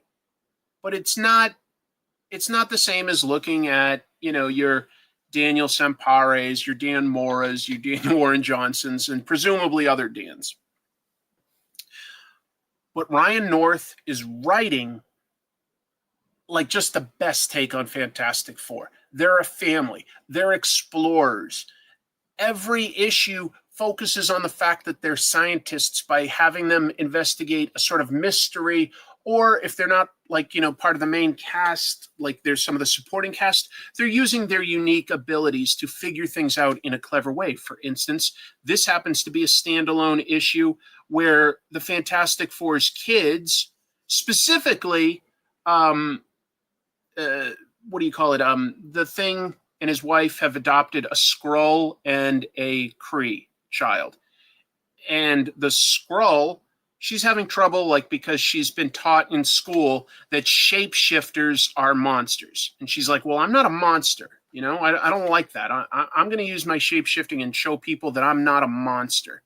You know, they're talking here about, like, world cultures, shapeshifters, like werewolves. And they're talking about things like Loki and Mystique, right? But she sort of shows the world that, like, shapeshifters don't have to be dangerous. It's a simple story, but it's well executed, you know, because it's also kids going up against one of the Fantastic Four's enemy, Mole Man.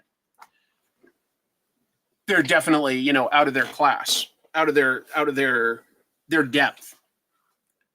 This is just, folks, I'll just say it again. This is one of the all-time best runs on Fantastic Four.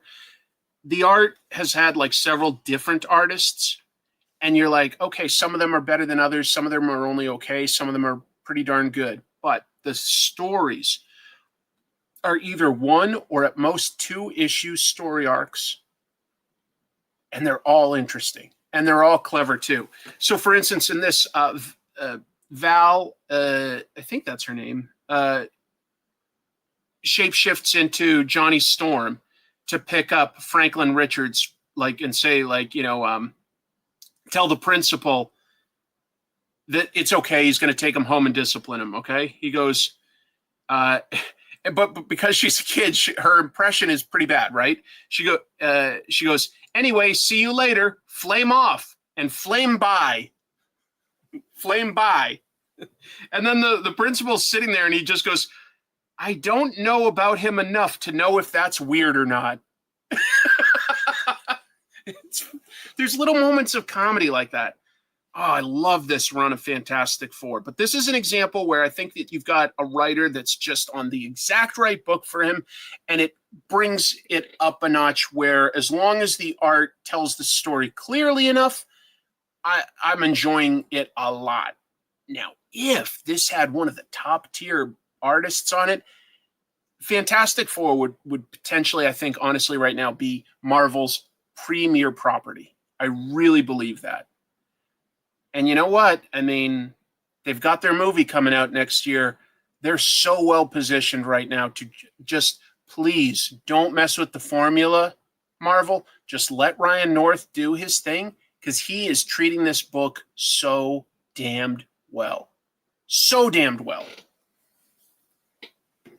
But if they try to like force lots of crossovers or big epic, 6-issue storylines or something, it's gonna potentially break it. Some of these reviews have gone a little longer than I expected. I'm gonna keep this one a little brief. For this issue of Wonder Woman, still Tom King writing, but guest artist Bruno Redondo. Bruno Redondo is fantastic, did amazing things on Nightwing, steps in and does a great job on this.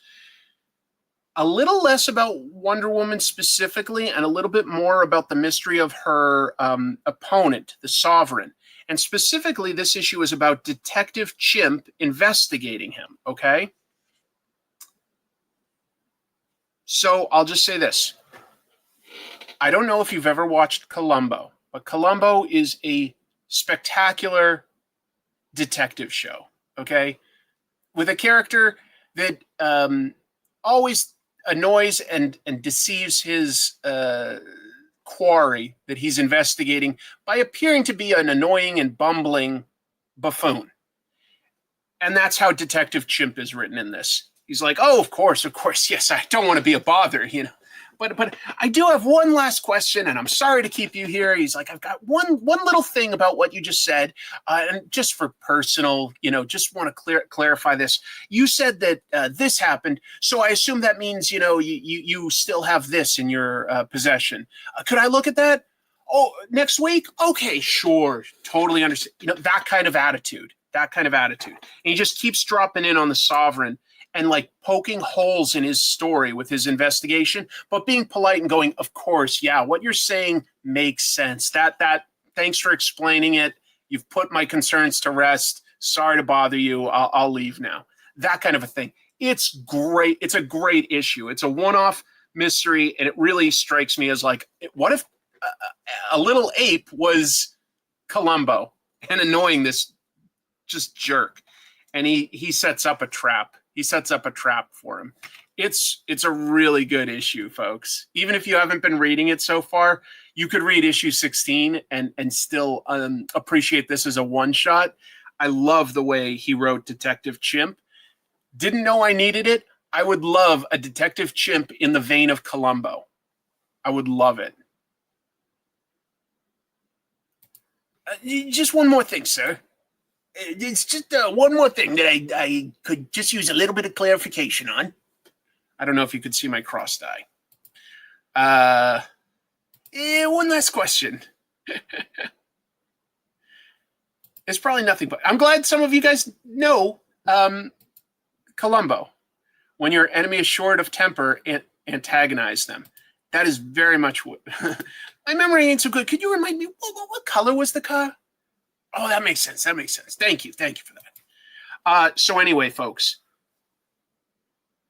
you go, well, wait a minute. I'd buy Wonder Woman for Wonder Woman. They've been setting up a villain for her and doing a great job making him an absolute asshole. Like, he's just an entitled rich prick. And this issue has Detective Chimp just undercutting everything he's done. And they always, like, since the comic is sort of so serious, they've been doing backup stories that are funny. They did a long series. Belen Ortega was drawing Wonder Woman's future daughter as, like, you know, a toddler and a teenager and stuff like that. Now they've got Carrie Randolph drawing Jimmy Olsen, doing like a podcast version of everything that's been going on with the Sovereign and what his history is. So again, you could really read this issue and be caught up with what the gist of everything that's happening in Wonder Woman is. And it's a really good one-off. It's really good. Of course, I know Columbo, I'm old. Yeah, you're right. The second Doctor was very much like that. He portrayed himself as a bit of a goofball and stuff, but he was secretly quite clever. And I think that the seventh Doctor also did that really well. Oh, that's great. If I can introduce you guys to, like, honestly, one of the best runs on Wonder Woman, that would make me happy. It's quite good. So here's one that I didn't even finish reading. Maybe I will later. I liked Loki, the show, and the Time Variance Authority was really cool. I liked in What If, getting to see Captain Carter. I like the Gwen Stacy that's Spider-Gwen or Ghost Spider. So you put all this together, you know, like characters from other timelines working with the Time Variance Authority, and I was like, oh, I could be into this. I just was so bored by it. I don't know. It even introduced Jimmy Hudson. Did anyone remember Jimmy Hudson? Let me just, like, maybe this is giving away who or what he is in this panel. Does anyone remember Jimmy Hudson? I'm going to give chat a moment to catch up with me, and I would love to hear if anyone remembers Jimmy Hudson, because Marvel sure forgot him for quite a while now. Nope, that's not the one I'm talking about. I'm talking about from the original Ultimate Universe.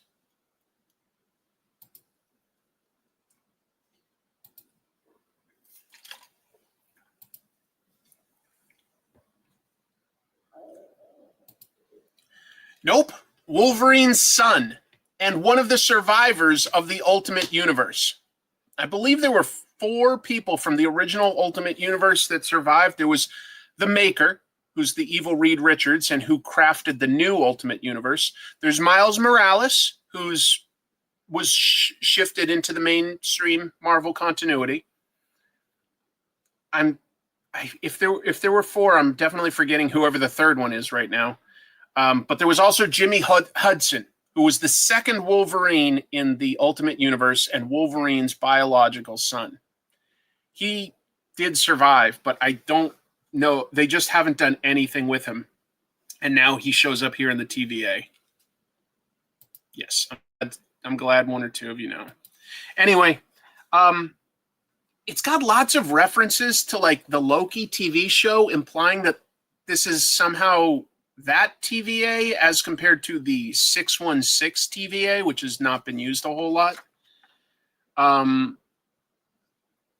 don't know. It just, a lot of talking, you know, like a lot of dialogue scenes here, a lot of dialogue scenes as compared to, like, action. And obviously I just went over an issue that I loved, that it was all dialogue. Ultimate Spider-Man, the Christmas story.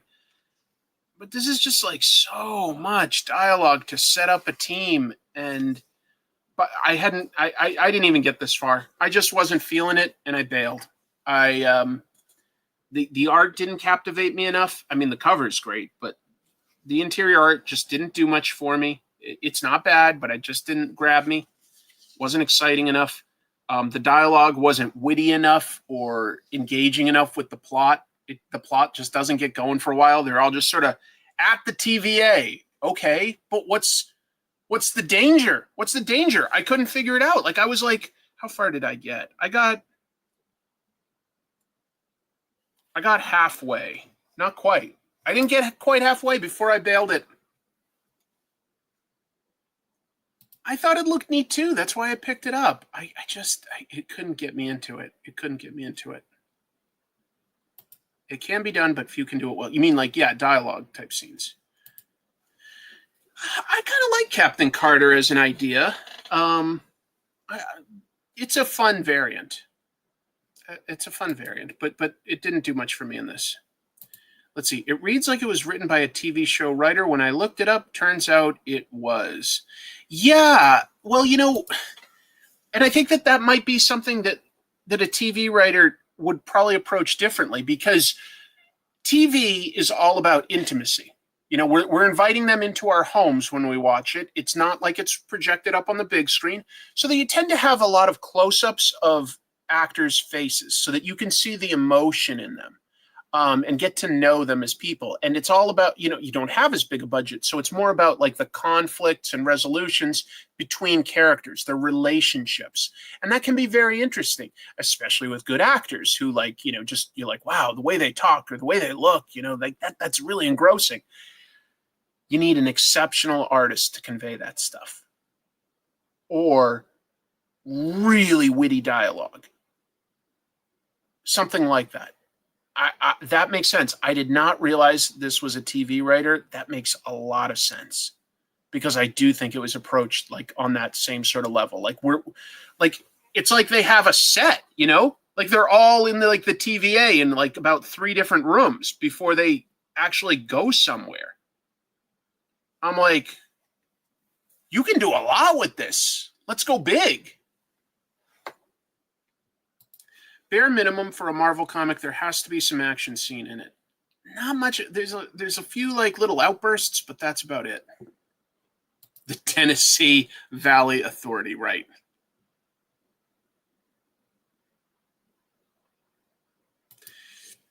I would agree that in general, you're right. Marvel comics are about building some of that soap opera drama and building some sort of real world stakes into the characters.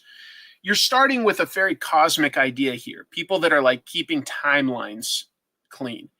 So to ground that, you'd have to like sort of emphasize the work hours or something like that. Like make it look like you're punching in, you get your responsibilities, you have a very organized method to it, and you take it through like sort of like guiding the reader through a very step-by-step process. And that can be interesting. That can always be interesting, breaking down a workday. That could have been a very interesting entry point to say like, this is when I get to sleep and how I sleep. This is where I work. I've got like a workstation. This is how I get my job duties for the day. Is it from a supervisor? Is it like a team huddle? Is it like emails? How do you work? And like, where do you have to go to do your job? If they treated it like that, I think I could get into the character stuff a little bit more. Gavin, nice to see you. Folks, if you don't know, it did get announced that Gavin is drawing an issue of Uncanny X-Men with Gail Simone. Here's the great part about it. It's going to be a Gambit story set in New Orleans. That's where Gavin is from. So if anybody can make New Orleans look cool, interesting, and real, it's probably going to be a great artist from that town. So that came out this past week that's coming up. I'm looking forward to that quite a bit. I really am. That's where I lived for 4 years when I went to college. I stayed down there, loved that city, have a lot of love for it, and I'm really looking forward to it. Anyway, I wanted to like this more. There are some ways I think you could approach it to make it interesting. I was just outlining some, not telling them what to do or how to do it better, but I feel like there is a way to make this work. That's why I picked it up, but I wasn't too into it. You know what I liked? mostly for the writing in this case. Although Patrick Reynolds is a cool artist and the right artist for this, but mostly for the writing. Jimmy Palmiotti writes this, and this is, I have not kept up with Spawn, okay? But apparently there was an Old West Spawn simply called The Gunslinger. And this comic is called Deadly Tales of the Gunslinger. Okay, issue 1. I haven't read Spawn in a while. Maybe this is a good entry point. It was. This is a classic story of some evil son of a bitches that, like a gang that do awful things, like, robbing people, and a gunslinger that, just is sort of like a man with no name, like a Clint Eastwood character, just passing through, doing the right thing. Some horrible stuff happens to him. Gets dragged by his horse, not to death, but just like tortured really, really badly. And, eventually he somehow becomes the gunslinger. And he's just like a perfect shot with his guns. That's the main thing. That's the main thing. Ooh, any Cajun Christmas foods different to typical Christmas meals? Well, I'd just say that they know how to season everything. I would say that, oops, that's not what I meant to do. Do it like this. They cook different meats. You're not always going to have turkey down there. I would say I had duck. I had duck sometimes. That's a little less common. Or rabbit. I'd also say that something like more complex, like a turducken, is maybe a little more common. And your sides are definitely going to be more interesting than most places. Like instead of like just mac and cheese or potato salad or rolls, I would say that when I was in New Orleans, I could enjoy collard greens or, like a really complex mac and cheese with, a crumble on top and spices and things like that. So anyway, just really enjoyed that.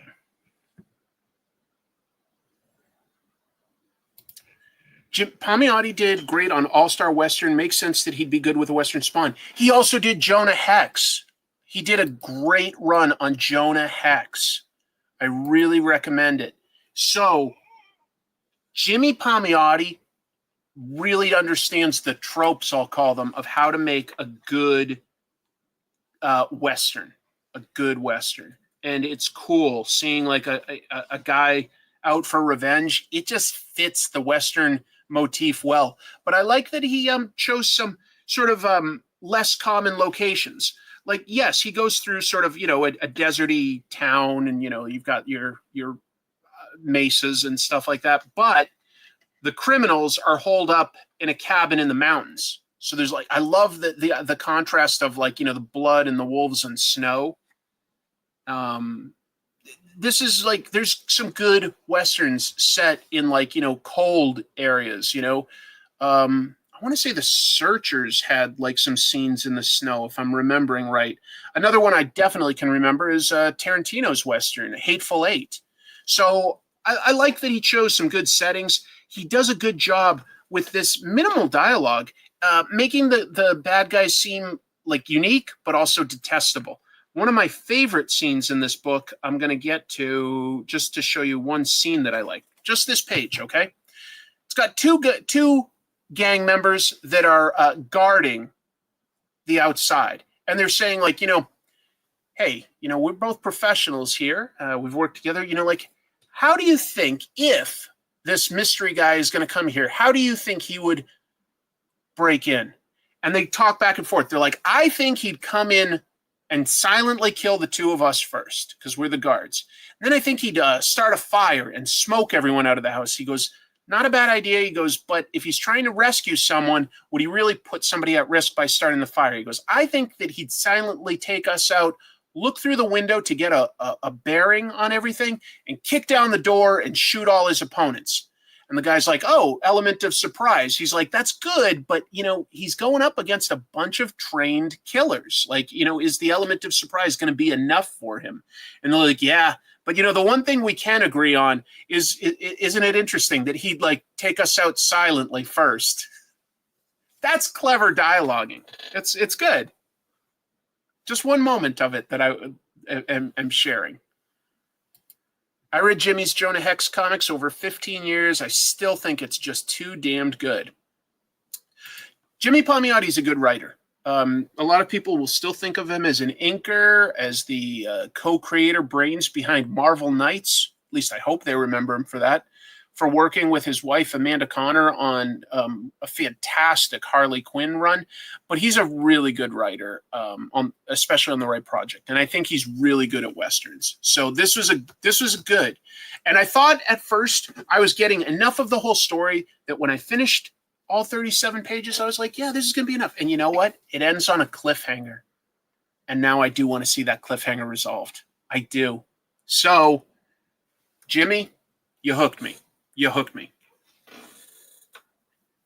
Folks, what Tom Scioli is doing with Godzilla Monsterpiece Theater is so brilliant in a very unique way. I'll explain in a moment.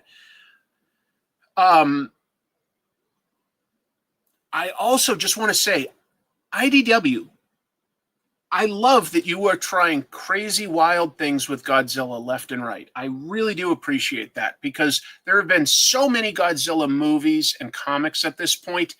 I don't think you need just like one straight continuity of, you know, things that we've seen a million times before. I like that the comics can give us something so different. And when I say so different, I'm talking about things along the lines of Frank Thierry's book where Godzilla goes up against Spanish conquistadors ages and ages ago. Or this, Monsterpiece Theater, which mixes classic literature with Godzilla. The main character being Gatsby from The Great Gatsby. There is a scene in this where Gatsby takes over his late friend Nick's journals about him. By the way, look at that. That's a fun splash page, right? That's Godzilla getting torpedoed underwater. The good guys are in this tiny little sub. Where was that he was writing?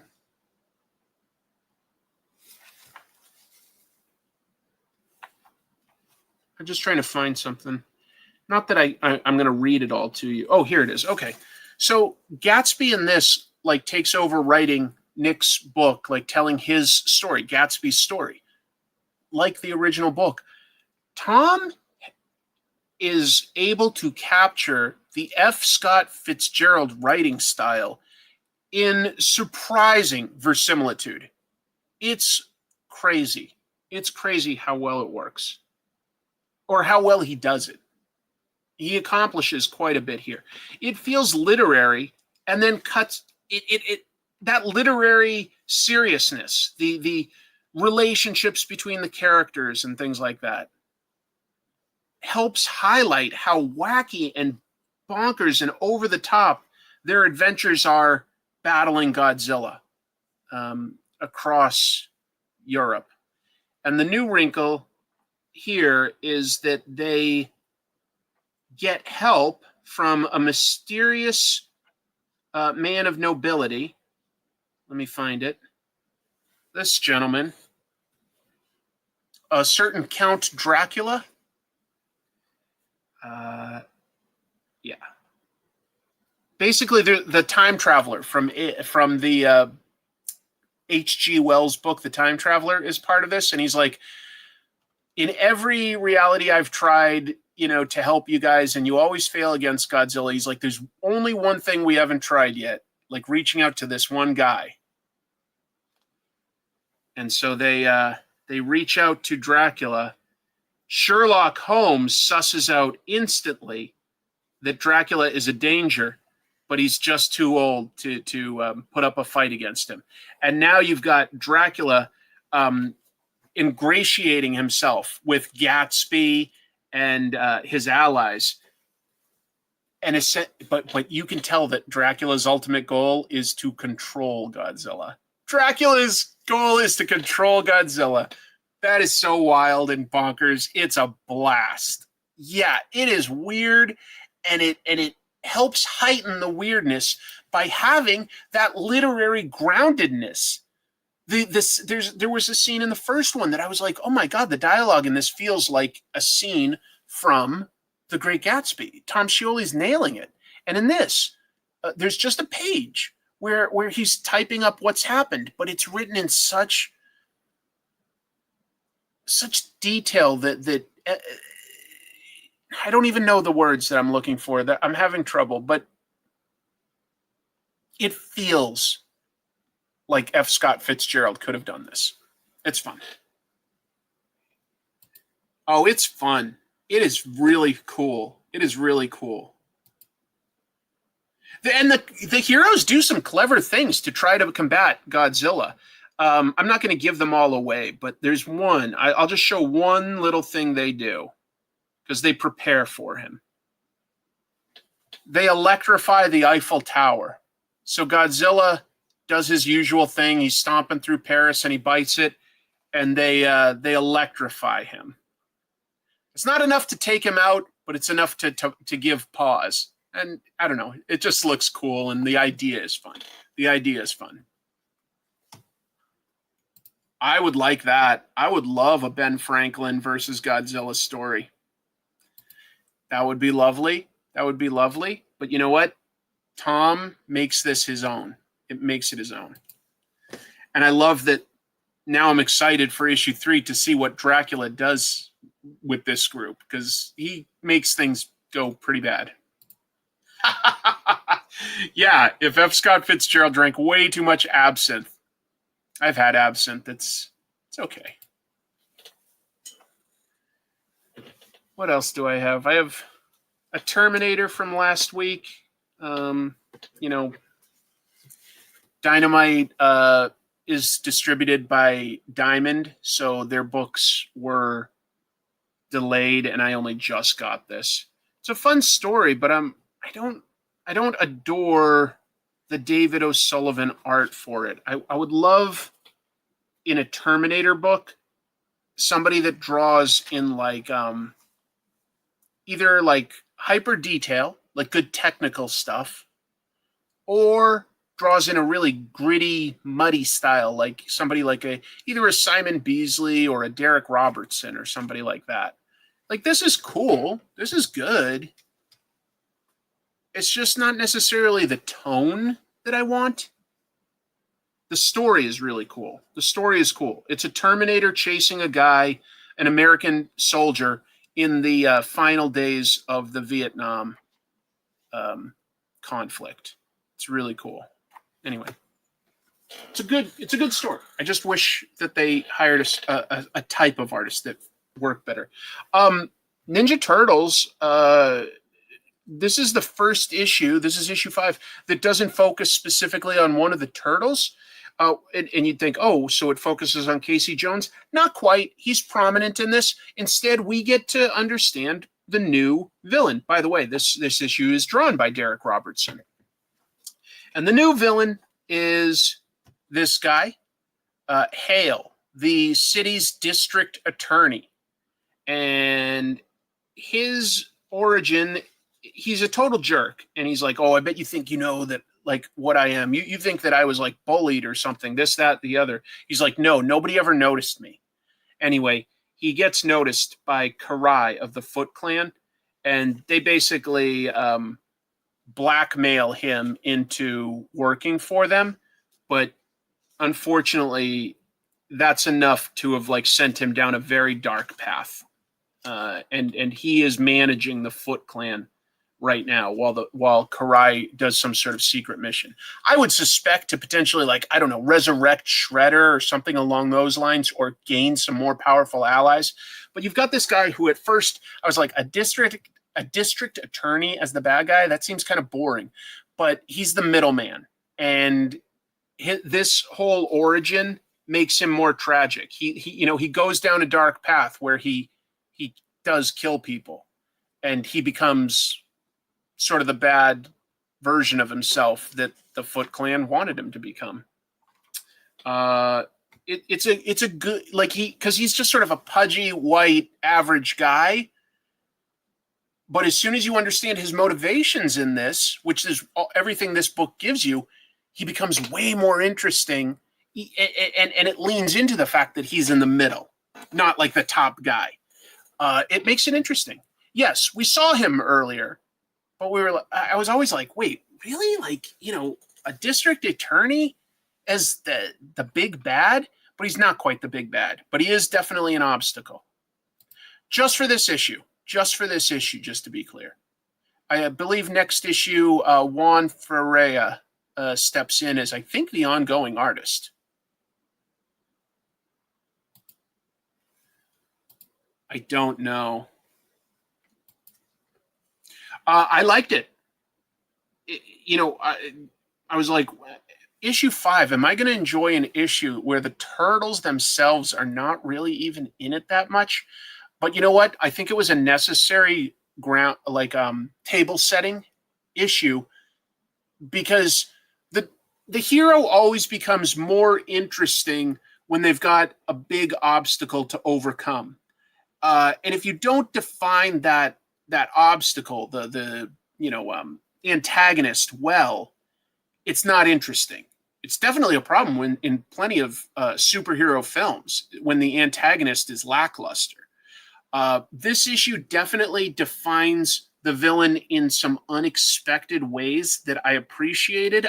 I started to feel like he was real and dangerous, and therefore I'm now rooting for the turtles to, get past him. So it was good. It was good. And the last comic I'll talk about this week is the latest issue of The Sacrificers. Look, I'm a Rick Remender mark, but The Sacrificers is... if Gromit's wasn't coming out, I'd say that this is currently my favorite Rick Remender book.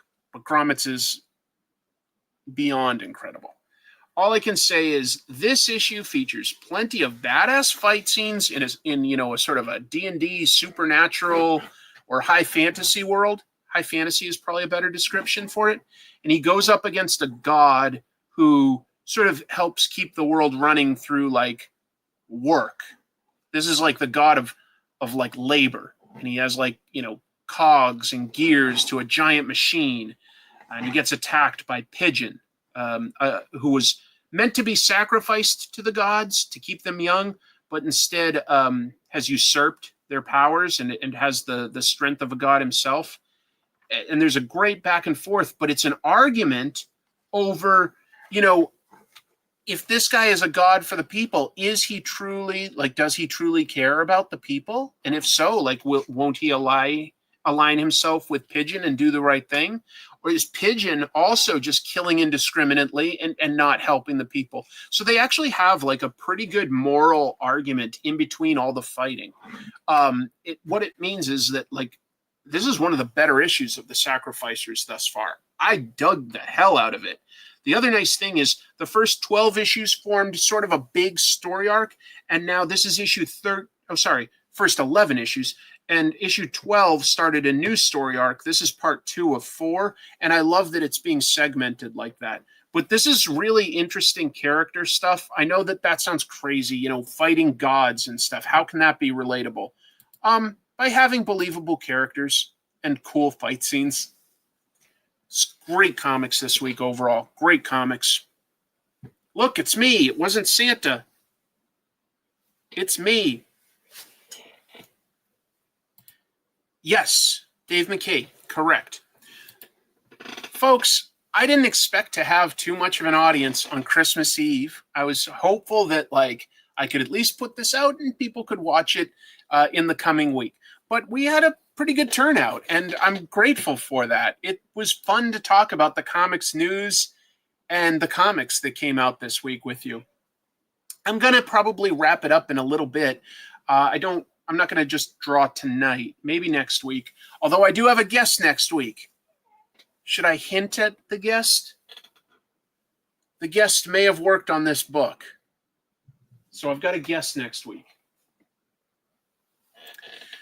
No, thank you all for being here. It's awesome. I'm grateful to have you guys. Merry Christmas, yes. Or Tomorrow is also, I believe, the first day of Hanukkah, if I've looked at my calendar correctly. You guys are great. Thank you all for watching. You got it. Infotron is back, baby. It's going to be a really small Christmas for me. We're not doing really hardly anything special at all tomorrow. But I don't care because I get to spend it with Chrissy, and it's so nice to have her out of the hospital and feeling a little bit better. That's awesome. And I've got the next few days off, so I'm going to do everything I can to wrap up the edit on the next Comic Tropes. I really wanted to have it out before Christmas, I promise. I personally, I'm just like peeling the wall back a little. I was working a little bit extra at my day job, and I was visiting Chrissy in the hospital and stuff. And then when I wasn't there, I have to take care of like the cats and cleaning up and feeding myself and little things like that. Like, it just ate up way more of my time than I necessarily expected. So I do feel bad that I couldn't get Comic Tropes out sooner. I do think it's a good episode worth waiting for. I've got a ton of ideas. I really, really am going to try to make a few changes in logistics for how I can approach episodes, because I would love to produce more episodes in 2025 than I did in 2024. That would be my personal, I'll say, new goal for the new year, is to make more episodes. I think I've worked at improving some of the quality. I'll always try to improve things on a technical level, but my goal is now to keep that same level of technical stuff and produce a little bit more with some logistical changes. So I think I can do that. Yeah. Oh, that's so cool. I'm glad Tom Baker is still with us. That's great. I do know that. Yes, I do know that. Very cool. Always happy to do that much. Pine tree needles and reindeer poop. That's how you make Christmas soup. I'll have to have some of that. You know what? That one was under my radar, so I'll look it up. Happy holidays. I love tropes. I love all of you guys. Thank you, guys. Thank you. It's always fun talking comics. Thank you, everybody, for dropping in. Have a great rest of your evening, and have a great Christmas day if that's what you celebrate. I know many of us do. So, no matter what, have a great day tomorrow. All my affection and love to you guys for making this like worthwhile and making it worth doing. And if you need a little bit more of me, I did 3 things this week that required a small lift. I was on the latest comic book couples counseling podcast, where they talk about like best comics of the year. I'm on that. I have a segment. I have a segment on the latest Owen Likes Comics, talking about Christmas comics. And I uploaded a video on this channel, Trash Movie Bonanza, looking at Silent Night, Deadly Night 2. So I didn't finish a Comic Tropes, but it was a small lift for me to appear on those 3 things. And so if you need a little bit more, Chris, those are all out there. Comic Book Couples Counseling Podcast, Owen Likes Comics, and Trash Movie Bonanza. Thank you, everybody. See you. I think I'll see you just before the new year, right? Yep. I'll see you before the new year. So 1 more to go. Bye. Ho, ho, ho, ho, ho. Merry Christmas. Ho, ho, ho, ho, ho. A double salute for you. Whoop. See you next week.